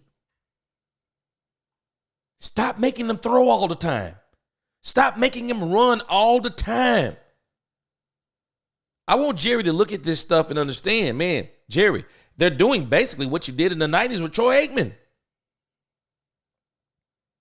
They're putting doggone running games. I am so glad that we are in the renaissance era of the running back. We're in the renaissance era, y'all. We may not realize it. We're in the renaissance era of the running back. And this draft, man, if Jerry don't get a top flight running back in this one, he in trouble. These running backs everywhere in this draft. This draft class right now, we're not just talking about the ones that we're not talking about. I mean the bona fide top 10 to 15 running backs that everybody know. There will be 15 teams this season. They're all going to have a run game if they want it. If you don't have a running game in 2025, you didn't want it. You didn't want a run game. You don't want a run game if you don't get it in this draft. Running back deep running backs. We're not talking about regular. We're talking about running backs that are better. I would even go as far as to say you can go back as far as the 8th rated running back, probably as good or better than the running backs from last year. This running back class right here, man, is loaded. You don't want a run game. You don't get a run game this year. You don't want it. You just don't want it. Tone said, I think Kellen is going to steal a head coach job somewhere else. Just stick it to McCarthy. McCarthy will end up out of coaching again. You better believe he is. They're saying that McCarthy got an interview with the Saints. Wouldn't it be wild, Tone? Wouldn't it be wild if Kellen Moore took the job? They gave the job to Kellen over Mike McCarthy, because I would. And a lot of these teams, you think about what I just showed y'all. Kyle Shanahan is the oldest of the youngest 13 coaches in the league. Kyle Shanahan is 45. He's 45. A lot of these teams are trying to go towards these younger OCs. They're trying to go to these younger OCs. Jerry seems to like the older coaches, but Schotty is 51. Scotty says Jerry is very smart. They are talking more about the Cowboys than the playoff teams. Crazy, Scotty. I said the same thing the other day. Kellen will say you have a bird in your hand, but I have a ring on my finger. Let's talk. Scotty, I'm telling you. Kellen Moore is the target. Schotty is the alternative. Because both of them, I believe, gets the Cowboys exactly what they want. No change. You're not going to get a lot of change with Kellen Moore. You're not going to get a lot of change with Brian Schottenheimer. Schottenheimer does not change the continuity of the team. He doesn't change the continuity. And you think about it. Freddie Morales said this the other day. He said, I'm tired of hearing this word culture. You think about what we've been talking about, culture. So I do believe the one thing that Jerry and Steven are not wanting, they're not wanting people to come in and totally flip the culture.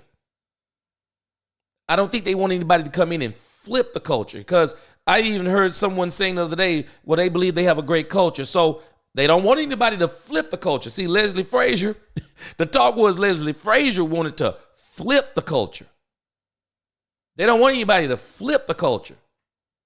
They want somebody that'll blend into the culture more. And the culture that we've been talking about, what? Yes, man? Brian Schottenheimer? He'll yes man. He gonna be a, how can he not be? How can Brian Schottenheimer not be a yes man? Man, you don't get no job and come up here acting a fool. Brian Schottenheimer might even take a less deal, like less years. Schottenheimer's going to be a yes man. Kellen Moore, I believe, is going to be a yes man, but would be less of a yes man than Schotty. I'm telling you, Schotty get the job, forget it. Schotty get the job, forget it. Schotty going to be yes sir, no sir. Moti sir.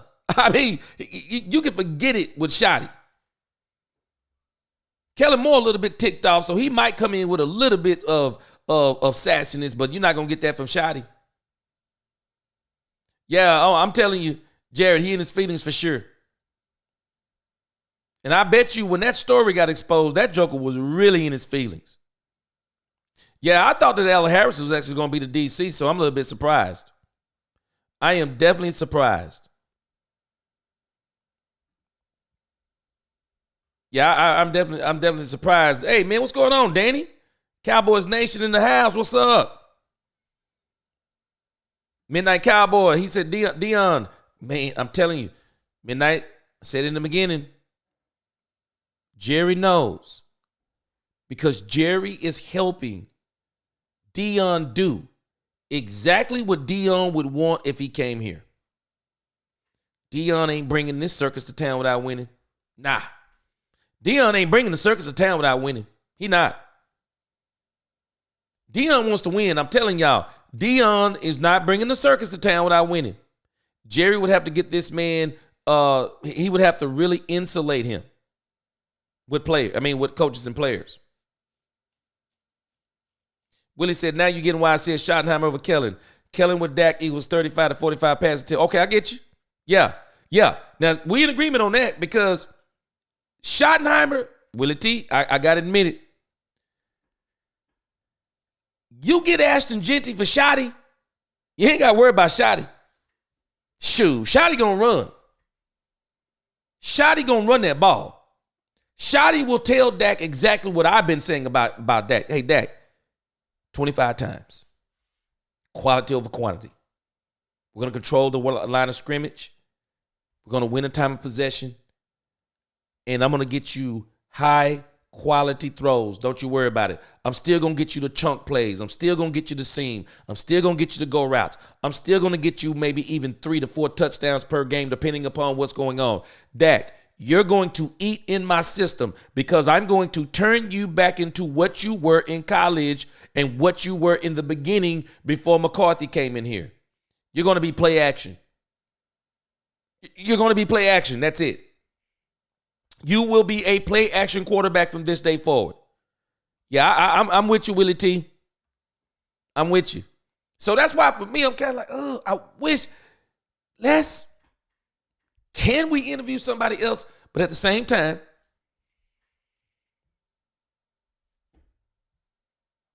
I can't say nothing bad about Shotty. I mean, what can I say bad about Schottenheimer?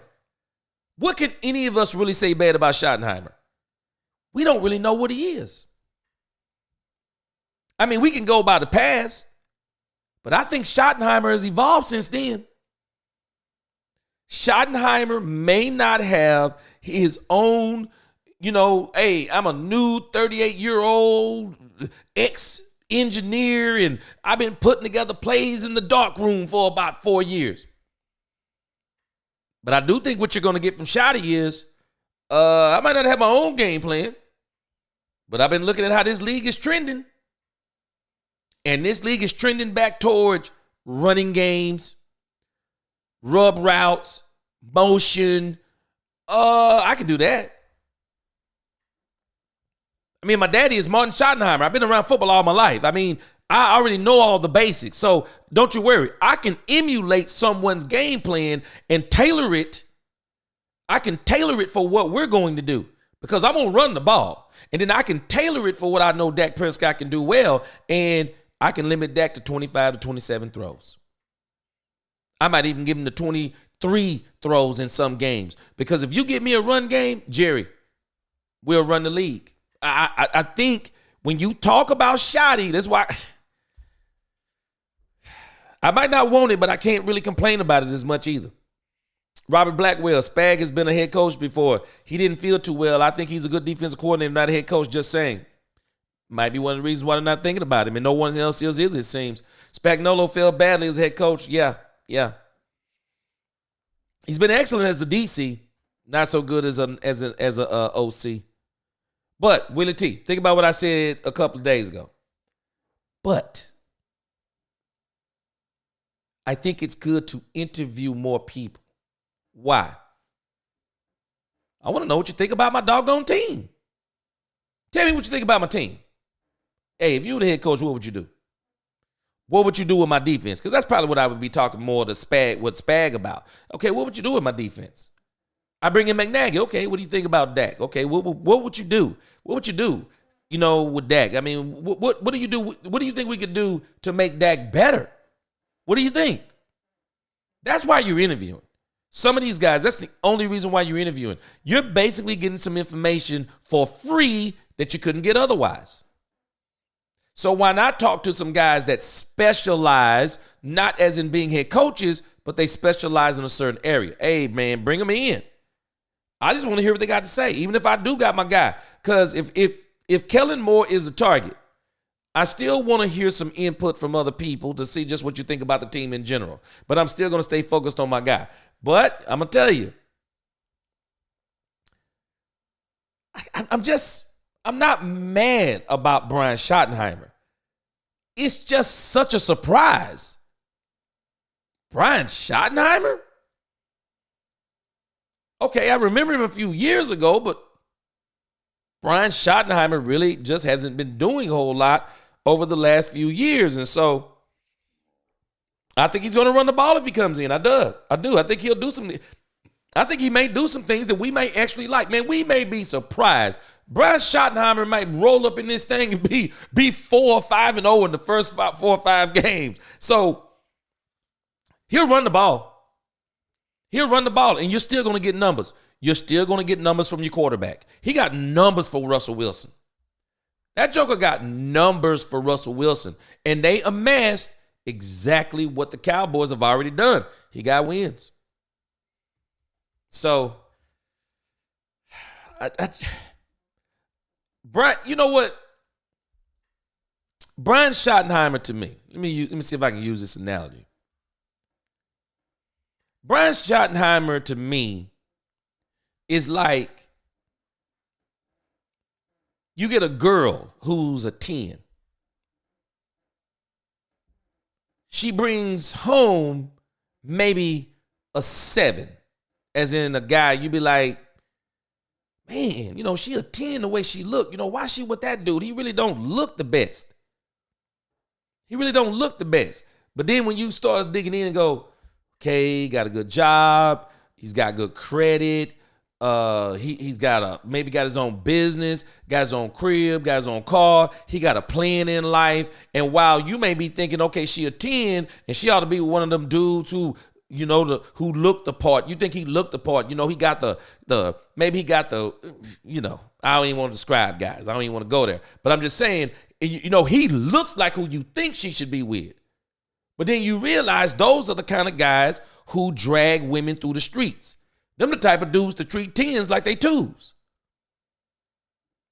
She brings home a 7. And then you get to talking to him and you start figuring out what he's going to do. And you be like, this is exactly what my daughter needed. Same thing with men. Y'all heard this thing about men? A lot of men don't want to fool with 10s. They don't want to fool with 9s. They don't want to fool with 8s. Why? High maintenance. High maintenance. Got to put up with a lot of mess. Spend a lot of money.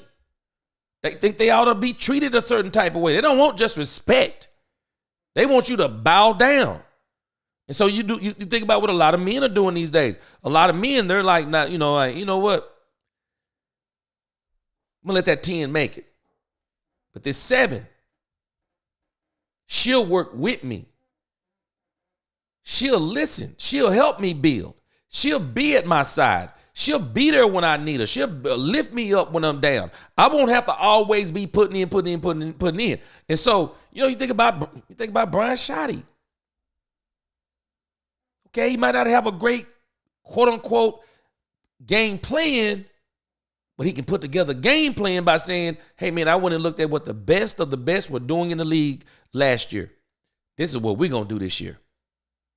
We're going to run the ball. We're going to implement this. I saw this. Dak, I think you might be able to do this. I mean, he brings all of that in. And if he can do that, hey, man, at the end of the day, it's about winning. I know we'd like to have a sexy pick, but at the end of the day, it's about winning. You said, lead time. Oh, man, you're talking about Ron Rivera. I can't do it with the roof. Can't do it with him. Cliff Kingsbury has failed his way up to the NFL. Willie T, you know what, though, about Cliff Kingsbury? I think he's a good play caller. I do. I think he's actually looked really good with Jaden Daniels. I think we're not giving Mike Zimmer enough credit. He hadn't looked good against the Cowboys. But you look at that joke against these other teams, Jaden Daniels has looked pretty good. And at the same time, I do think that some of that is Jaden Daniels' playmaking ability with his legs. So I know we're looking at the whole thing with this man. But I do think, too, with Cliff Kingsbury, man, I hate to say this, but he looks the part. And that's one of the things that'll get you. And that's kind of one of the things I'm explaining about these 7 versus 10s. Cliff Kingsbury looks the part. May not be the part, but he looks the part.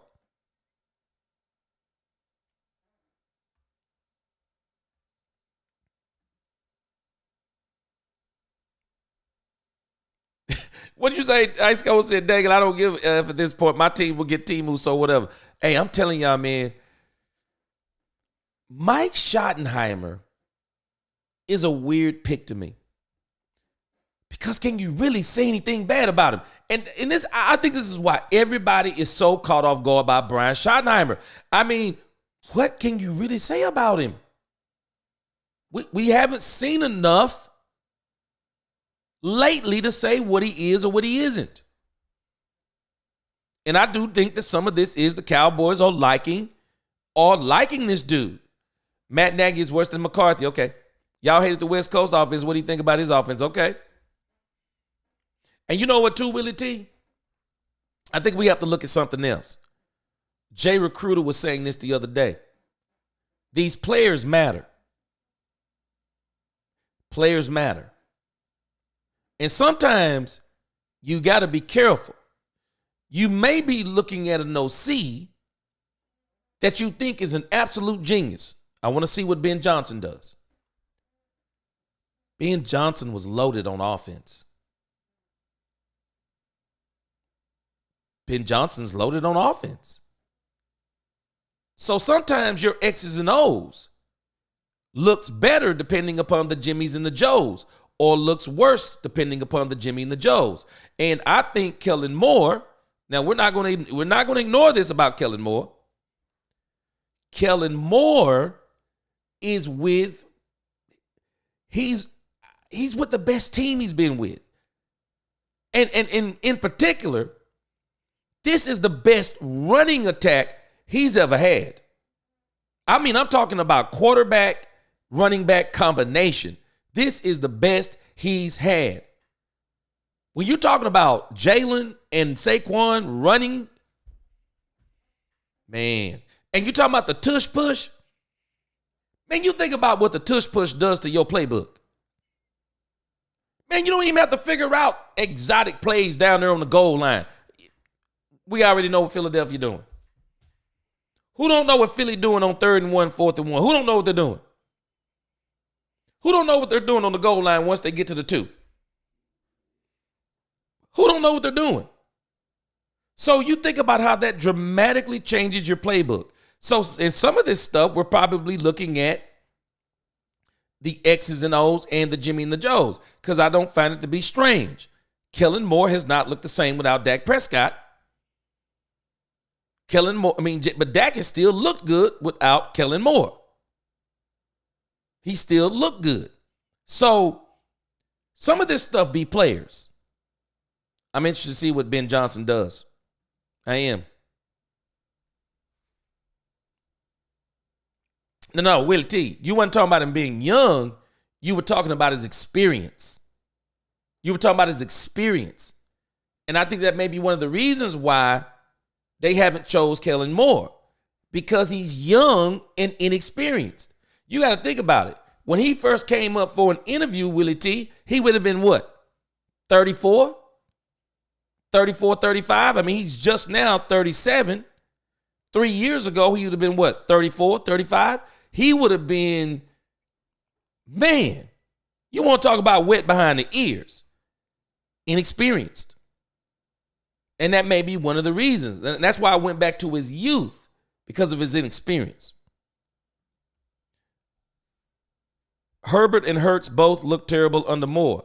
Now, yeah, they have been talking about the passing game playmaker. They've been talking about the passing game, but I ain't tripping. He winning. But at the same time, these players make a difference with these OCs. Now, you show us an OC who doing it with our players? Shoot, okay. Now we really on to something. Because now if you get him players, how much better will he be? Yeah, I'm with you, man. I think we just got to do – I think the running back got to be the first round. I do. We at the we the Cowboys, and we talking about ex-Mickey D's. Hey, I made that McDonald's analogy last night. Yep. And ice cold. You know, you think about it, though.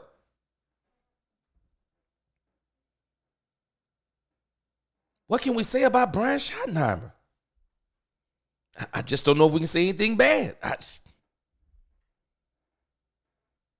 just don't know if we can say anything bad. You said he hasn't got the job because nobody believes in the system. I don't know, man, because I just don't see how anybody can believe in Mike McCarthy's system. But Mike McCarthy can talk good football, and I think even Kellen Moore can talk good football too, because a lot of people says that when he comes into the room, he's the smartest guy in the room.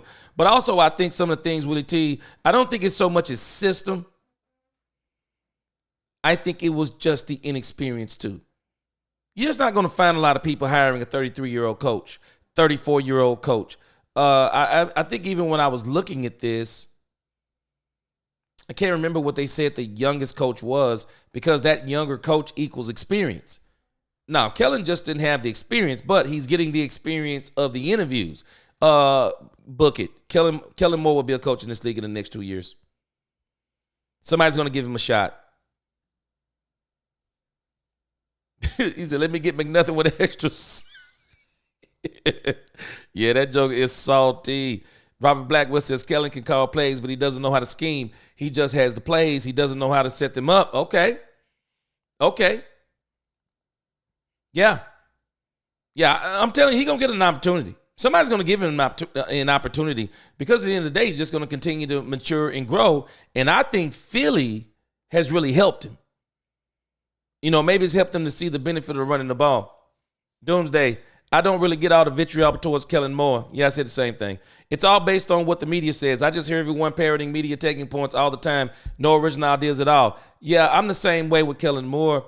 I just mentioned it earlier. Where do they do this at? For everything people say about Kellen Moore, he was the OC here for 2 years under Mike McCarthy. Well, for 2 years. I'll say for 2 years under Mike McCarthy. He only amassed 24 wins. Just 24. Went to the playoffs. Put Tom Brady out to the pasture. Lost 12-19 after Tony Pollard broke his leg. So, for everything that people say about Kellen Moore,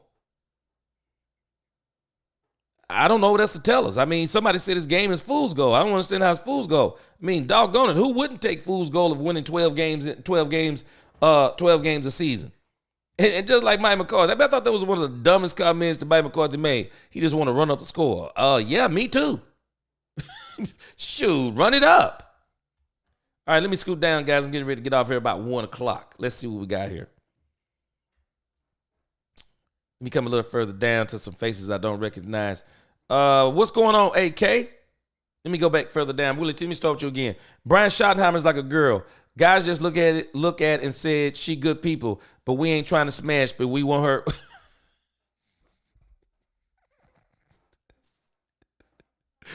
Hey, man. But I also think you got to be careful to do like Brian Schottenheimer, because like I'm saying, Brian also may be the type of guy, though, but once you start talking to him, you realize he may not be the best looking, but maybe he's the one I need. And maybe the Joneses may be talking to him saying he's not the sexiest pick, but man, this dude is talking exactly what we want to hear. Yeah, they're 29th in passing offense. But you know what? When you got a run game like theirs, hey, as long as you're winning. Okay, y'all down to where I was talking about the 10s and the 7. Ooh, we a 10 and another girl, that's a 7. Ooh, let's sign the waiver forms first. I'm telling you, a lot of these men ain't picking these 10s no more. AK, why would Kelly not install the same here? Oh, yeah, well, he won't. The reason why he won't is because he'll be back with the quarterback that had him in the top 5. Kellen Moore will not be able to resist with Dak Prescott throwing the ball. He won't. Kevin Howard, what about Rex Ryan? Let's bring him in and have a conversation with him. Definitely as a DC. He wanted to be DC for Dallas last year. Kellen Moore likely to confuse Dak again than make him throw too much. I think they were talking about the option routes, but Dak said he liked them. I think he was having some issues with a couple of them, though.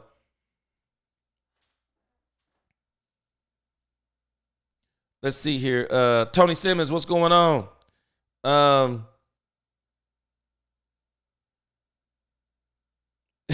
Tony said he's saved by Saquon. Well, you know, but you can say that about a lot of OCs.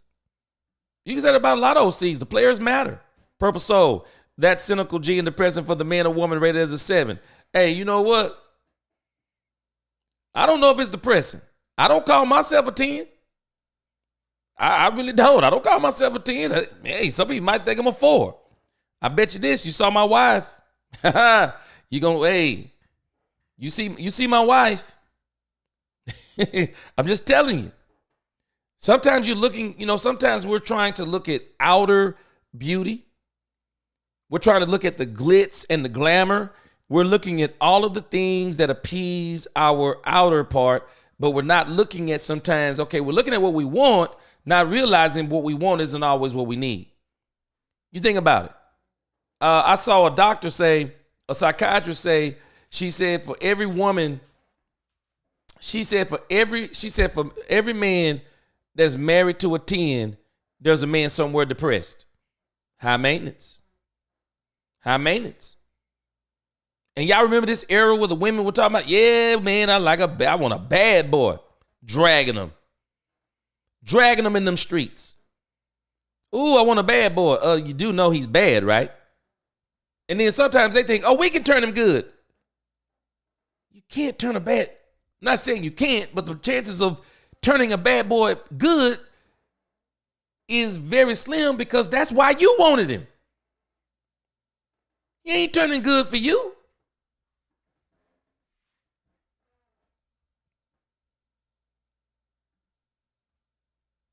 A lot of people are saying this stuff too. I just don't think Kellen will come in and make him throw till his arm. Now, he won't make him throw till his arm fall off, but you'd better believe he's going to be throwing about 30, 35 times a game. David Everett said, get you a 7 like Need, and she's my 10, married for almost 36. Man, let me tell you something. Yes, sir. Yes, sir. And you know what? And what some people are discovering, the 7s become 10s.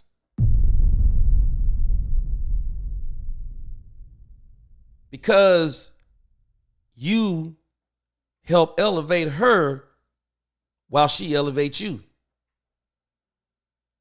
Them 7s, man, they go from 7s to 9s. They go from 7 to 9s, I'm telling you. They do.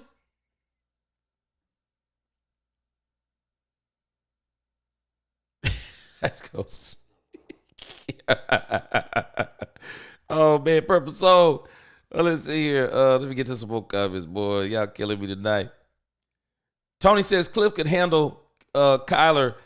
Cliff, Jaden, Hail Mary is cool, but RG3 the 4th is a rookie. Yeah, give me a little bit more clarity. Shotty is a smokescreen. Don't believe the fake hype. Midnight, I've been saying the same thing. He's not the target. That's what I've been explaining. He's not the target. I believe Kellen Moore is the target. I do. I believe Kellen Moore is the target. Straight up. I believe Kellen Moore is the target and Shotty is some form of bargaining chip. Kellen Moore is the target. Dak's a better quarterback than Danny White. He don't have the O-line. And he sure don't have a Ron Springs. Man, you better believe it. You better believe it. Yeah, he better. Oh, yeah, he way better than Danny White. And that's not saying anything bad about Danny. Felt so bad for Danny. Danny was the, if I'm not mistaken, boy, Danny was the quarterback during the catch. Man, I remember when the White Clark, it looked like Joe Montana was throwing that ball away in the back of the end zone. Man, I jumped for joy. I thought it was going out of, man, that doggone Dwight Clark, super tall. Man, Dwight Clark went up and got that ball out of the back of the end zone. Man, I cried like a baby. That was the last time I cried over football, too. Boy, I cried like a baby. Yeah, Ben got some weapons in Chicago, except they suck in my opinion. So now we're about to see what he can do with them then. Czar, what's going on? Not that Matt Nagy would be the right choice, but if the Bears got the kick against the Eagles in the wild card back in 2018, we think something differently about him today. Yep, probably would. Probably would. Purple Soul says, I'm good too. She said, chilling caught the live late. Yeah. She said, potential shoddy hire burns me up. Yeah, I'm telling you. But I'm telling you, though, Purple Soul, I'm not getting worked up about this. One, I just really can't say anything bad about Shoddy per se. But number two, I'm not convinced he's going to be the coach. I'm just not convinced he's going to be the coach yet. I still think the target is Kellen Moore. That's who I think the target is. And Daniel M. could actually be right, because Daniel is saying that he thinks Shoddy may be the OC again. But watch this. I don't think he'll be the play calling OC. But one thing I'm realizing, the team likes Shoddy being around. They like him. They like Shoddy. So he might be an offensive coordinator again, not calling plays. I think the target is still going to be Kellen Moore. Wilson said Ben Johnson is now trying to get Justin Simmons. Hey, man, let me tell you something. Ben Johnson is about to come in there, and he's about to get them boys to build a team. They are. He's about to get them to build a team. Bears almost beat the line. Hey, AK. Almost. Sound like to me somebody made a phone call and said, hey, hold on a second. Because that play they made on the end, I do not understand that. They were supposed to win that game. So, yeah, I mean, they may bring him in and not let him be a play calling OC.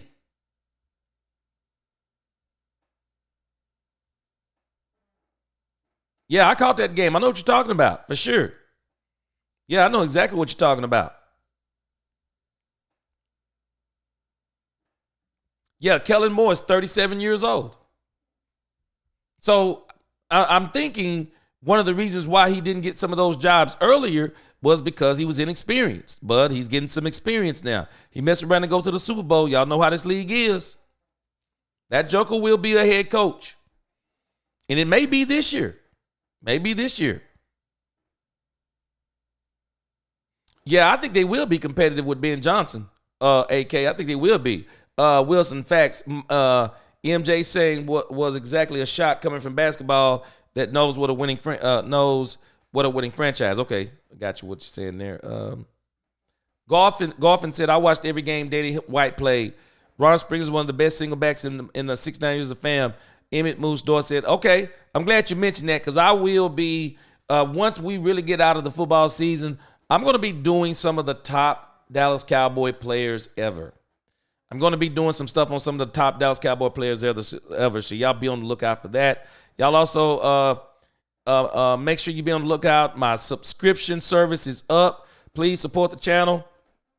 Support the channel if you haven't. Become a member. We're going to have a lot of great things going on as we continue to get closer again to the football season. But again, I want to build a community. I don't want to be depending upon some of the brand deals. I want to have the option to turn down some of that stuff and only bring stuff in here that will be things that'll be wholesome, things that'll be, just wholesome and things of that nature. Robert Blackwell, the Eagles passing game hasn't been what it's supposed to be, is because Jalen is 1 week quarterback, is a 1 week quarterback in a league that has caught on to it. Now, at this point, and as I said before, Jalen Hurts, they only really need him to do this maybe once every 5 or 6 games. He's due for one of those games. I think they tried to do it last week, but the Rams were not having it. The Rams were not having it, bro. They were not. Saw said the difference between the Chargers and Harbaugh and the Chargers with that butt down Brandon Staley. That's why Herbert looked better this year. Oh, man, yeah. Boy, Brandon Staley. Man. That was terrible. Terrible. Yeah, he young, man. I'm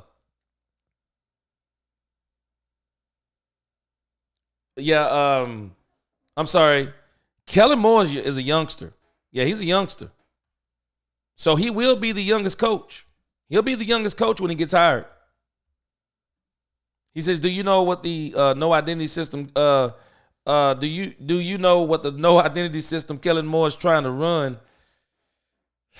You know what? I'll say it again. I think Kellen Moore benefited from Dak Prescott more than people realize. He can throw it all over the place, but I really don't know what he calls the system. I mean, I don't think it's something that everybody is copying. I mean, I don't know what his system is right now, but you know what? It is what it is. Don't hate the player, hate the game. Hey, man, the dude got Saquon Barkley and Jalen Hurts, and he's using them both to run the ball. I don't know what else to say on it. And at the end of the day, if it ain't broke, don't fix it. And the only game, and let me pull this up for you because I'm going to show you once again. I think the only game I believe the Philadelphia Eagles can go right up against the Washington Commanders. I think they can go play the Washington Commanders. And they can just ground and pound on them and win the game. They can. Where they're going to have a problem is the Super Bowl. That's where they're going to have the problem. And so once they get to the Super Bowl, they're going to have to turn Jalen Hurts back into what he did against Kansas City. Because I'm telling y'all, I showed this the other day. For everything we say about Jalen Hurts, he can do this every few games, and he's probably up for one of these games. Don't act like he can't do some things. This dude was phenomenal in the Super Bowl. Phenomenal. You 27 of 38, 304, 1 touchdown, 15 of 70 on the ground, 3 touchdowns. This dude was phenomenal in the Super Bowl, man. That's 374 yards of offense. I don't care what nobody say. Man, that's phenomenal. They barely lost that game. Phenomenal, man. Absolutely phenomenal. And I just wonder if they would have had the defense they have right now. I mean, you think about what they did. They gave up 24 points in the third and the fourth quarter. 7 in the third, 17 in the fourth. They only scored 3 in the third and 8 in the fourth. Jalen was phenomenal, man. He was. He was phenomenal, period. End of story. So he can have some of those games. It's not like he can't have them. He can have some of those games. He just don't have them consistent. But I don't think he needs that to beat the Commanders. He can beat the Commanders this weekend if they'll just run the doggone ball. Just run them and break them. Yeah, Willie T, I see what you're saying, because there's been some people that's been talking about Jalen Hurts. I mean, not talking about Jalen Hurts. They've been talking about Kellen Moore's offense. Well, somebody going to tell me then, well, how were they doing it? Because the common denominator in all the yards they were putting up with Kellen Moore is Dak Prescott. Dak Prescott was putting up numbers. Yeah, I don't think so either. I don't think he'll stay with Kellen Moore. I don't either. Because I don't think Kellen Moore come without calling plays. I don't think so. Unless they convince. But you know what? That kind of creates a situation of strife. I think that's what the Cowboys created with Kellen Moore and Mike McCarthy. You take a play calling coach, tell him he can't call plays because you got this young you got this young whippersnapper who can call plays better than you. And Mike McCarthy's probably saying, I don't think he calls plays all that well. I can call plays better than him. But he couldn't do anything because Kellen was winning. So the moment he got a playoff loss, he seized the moment. Let me see here. I just have a solid 95% that Moore is the head coach of the Cowboys in 2025. If Moore is head coach and they get me a good wide receiver and running back, then we can go 12-5. Oh, yeah. I'm telling you, Daniel M., I think Kellen Moore, and I don't think he is. I mean, based on the facts, Kellen Moore seems to be the target. Why does Brian Schottenheimer come up after Kellen Moore? Why didn't he come up from the beginning? No, Brian Schottenheimer is a candidate. Comes out of nowhere. Being reported first out of Dallas from 105.3 The Fan. Sharif or one of them is being reported. Okay, how did he get the information? Vegas gets it. Okay, where are they getting the information? Sounds like typical Jerry Jones doing some stuff in the media, playing in the media to do some things that he's trying to do behind the scenes. But I think the target is Kellen Moore. Now, I'll be shocked if they sign. I'll be shocked if they turn around and sign. They sign Shotty here in the next couple of days, but I don't think that's what's going to happen. I think they're going to wind up. I think they're going to at least take another shot. I think they're going to take another shot at Kellen Moore. I do. Yeah, and Ice Cold, we are Cowboys. Why do we have Trump change coaches for interviews? And it's unreal. And it's because what I said from the beginning, Ice Cold, we don't like Jerry's plan. But Jerry had a plan. The plan is Kellen Moore. Mike McCarthy, if he would have took the short years, put Witten on the staff, let Witten graduate into the head coach. But if you don't take the years, the target is Kellen Moore. The target is absolutely Kellen Moore. The target is Kellen Moore. And I think that's who they're going to go after on this as soon as he's done. As soon as he's done, they're gonna go for him. Oh, appreciate your purple soul, man. I'm trying to put that work in. I'm gonna put in some more though. I got some more things. Like I said, we're under construction right now. We're gonna look different here in the next week. Yeah, we're gonna look different. Graphically and everything. We're gonna look different. We got some things coming. We're working on that call-in show. I'm working on the call-in show, and I'm working on call-in show, and I'm also working on bringing in not just callers, but bringing in some of you guys, as video guests. Because when you start talking about other guys who are in the content creating thing, it's kind of more of a I don't know why, but it seems like it's more of a competition. But I want to bring on some of you guys and let some of you guys talk, because maybe some of you guys may want to do your own thing too in the future. And I can show you some of the things I did, and you can get your thing going too. Midnight Cowboy, hey, G, do you have a Mavs and Rangers channel? Not yet. But what I am going to do is I'm going to do an all sports channel where I'll be covering the other Dallas teams in the area. I'll be doing that. So yeah, that's coming soon. Definitely coming soon. Commanders going home on Sunday. Yes, sir. We're going to be talking about that on Friday and Saturday. They going home. Hopefully I won't be like I was when I was saying the Rams were going home. Man, them doggone Rams, boy, they gave us a run. I mean, they gave the Eagles a run for the money. Robert, Jalen is injured. Yep.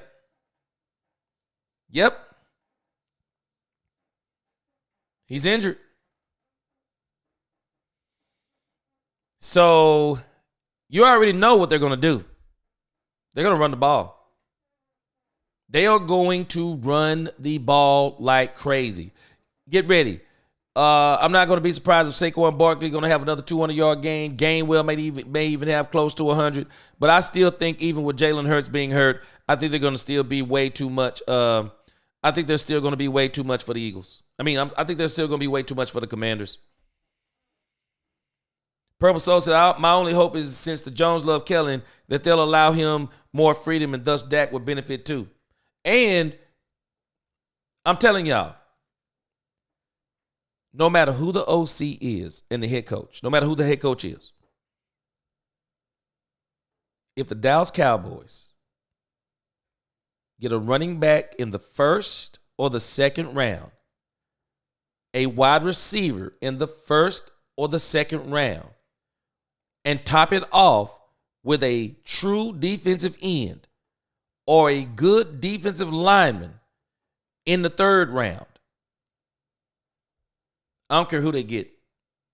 They're winning 11 games minimum next year. They're winning with whoever they're winning. They're winning next year. Book it. They're winning. A running game is going to change life for this team. It is. Yeah, Dak's best season was without Kellen Moore. Now, Willie T, I already showed you that season, that's a very subjective point. Because that season actually was not better.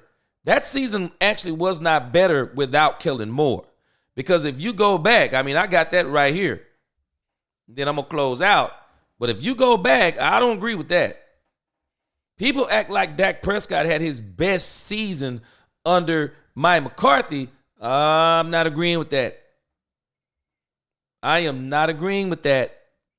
Because if you go back, let me see if I got it up here. Because as a matter of fact, I was actually going to do a video about this, and I didn't get a chance to do it. Let me see if I got this stuff up here right here. Man, you go back and look at these stats on Dak Prescott. I got them right here. Go back and look at these stats on Dak Prescott. Nah, I don't think he did better with Mike McCarthy as people think he did. I don't think he did better.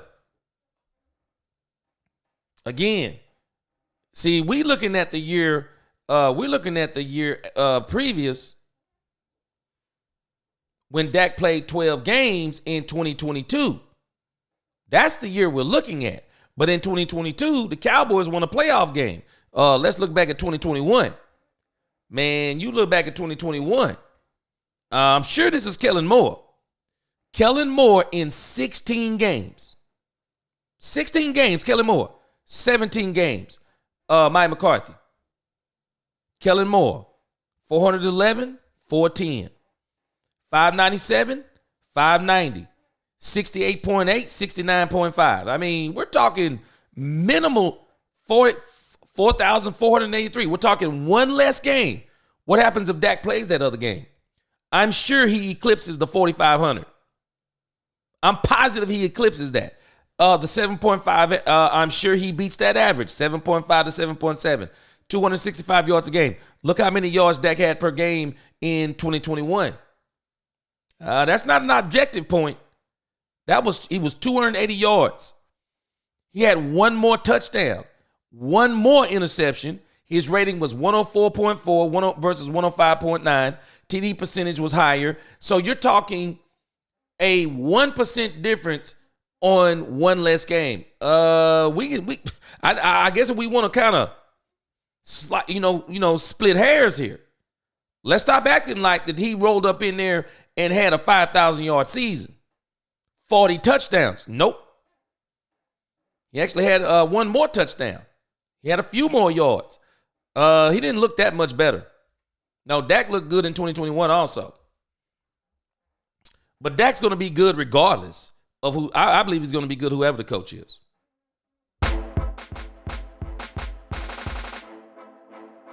Yep. All right, guys. Appreciate you being at the late show. Wednesday nights are going to be my late show because of course, I teach on Wednesday night, so Wednesday's going to be my late shows. Kellen Moore just had a sheet of plays. He never seems to be. Hey, I can tell you, he winning. That's all I can tell you. Appreciate you, Ice Cold Cowboy. Richard, what's going on? Appreciate you. Yes, sir. We're going to be back at it again. And tomorrow we'll be back at our regular time at 6:30. Philly's run defense is way better. Yeah. They're beating the Commanders, no doubt. Turpin is a restricted free agent. So they're going to have a problem with Turpin. They're going to have to pay him. The Commodes will bring that overflow to the Eagles. Man, Ice Cold Cowboy, will you be coming up with these names? He said the Commodes. Let's see. G, I studied so much of this stuff from stats, history, and personnel and injury reports since 2007. I've always had a bookmark of a GM. Yes, sir. I wrote a letter to Jerry. Did he respond? Did he respond? Yes, sir. Did he respond to you, Daniel? Willie T. Yes, sir. I see what you're saying, but man. One less game. Yeah, appreciate you, Czar. I'll see y'all 6:30 tomorrow. Appreciate you. All right, guys. Till next time, we'll see what news comes out tomorrow. See if they hire Brian Schottenheimer. I don't think it's happening. I think the target is actually Kellen Moore. We'll see how it turn out. Let's talk Cowboys. We talk facts. Peace.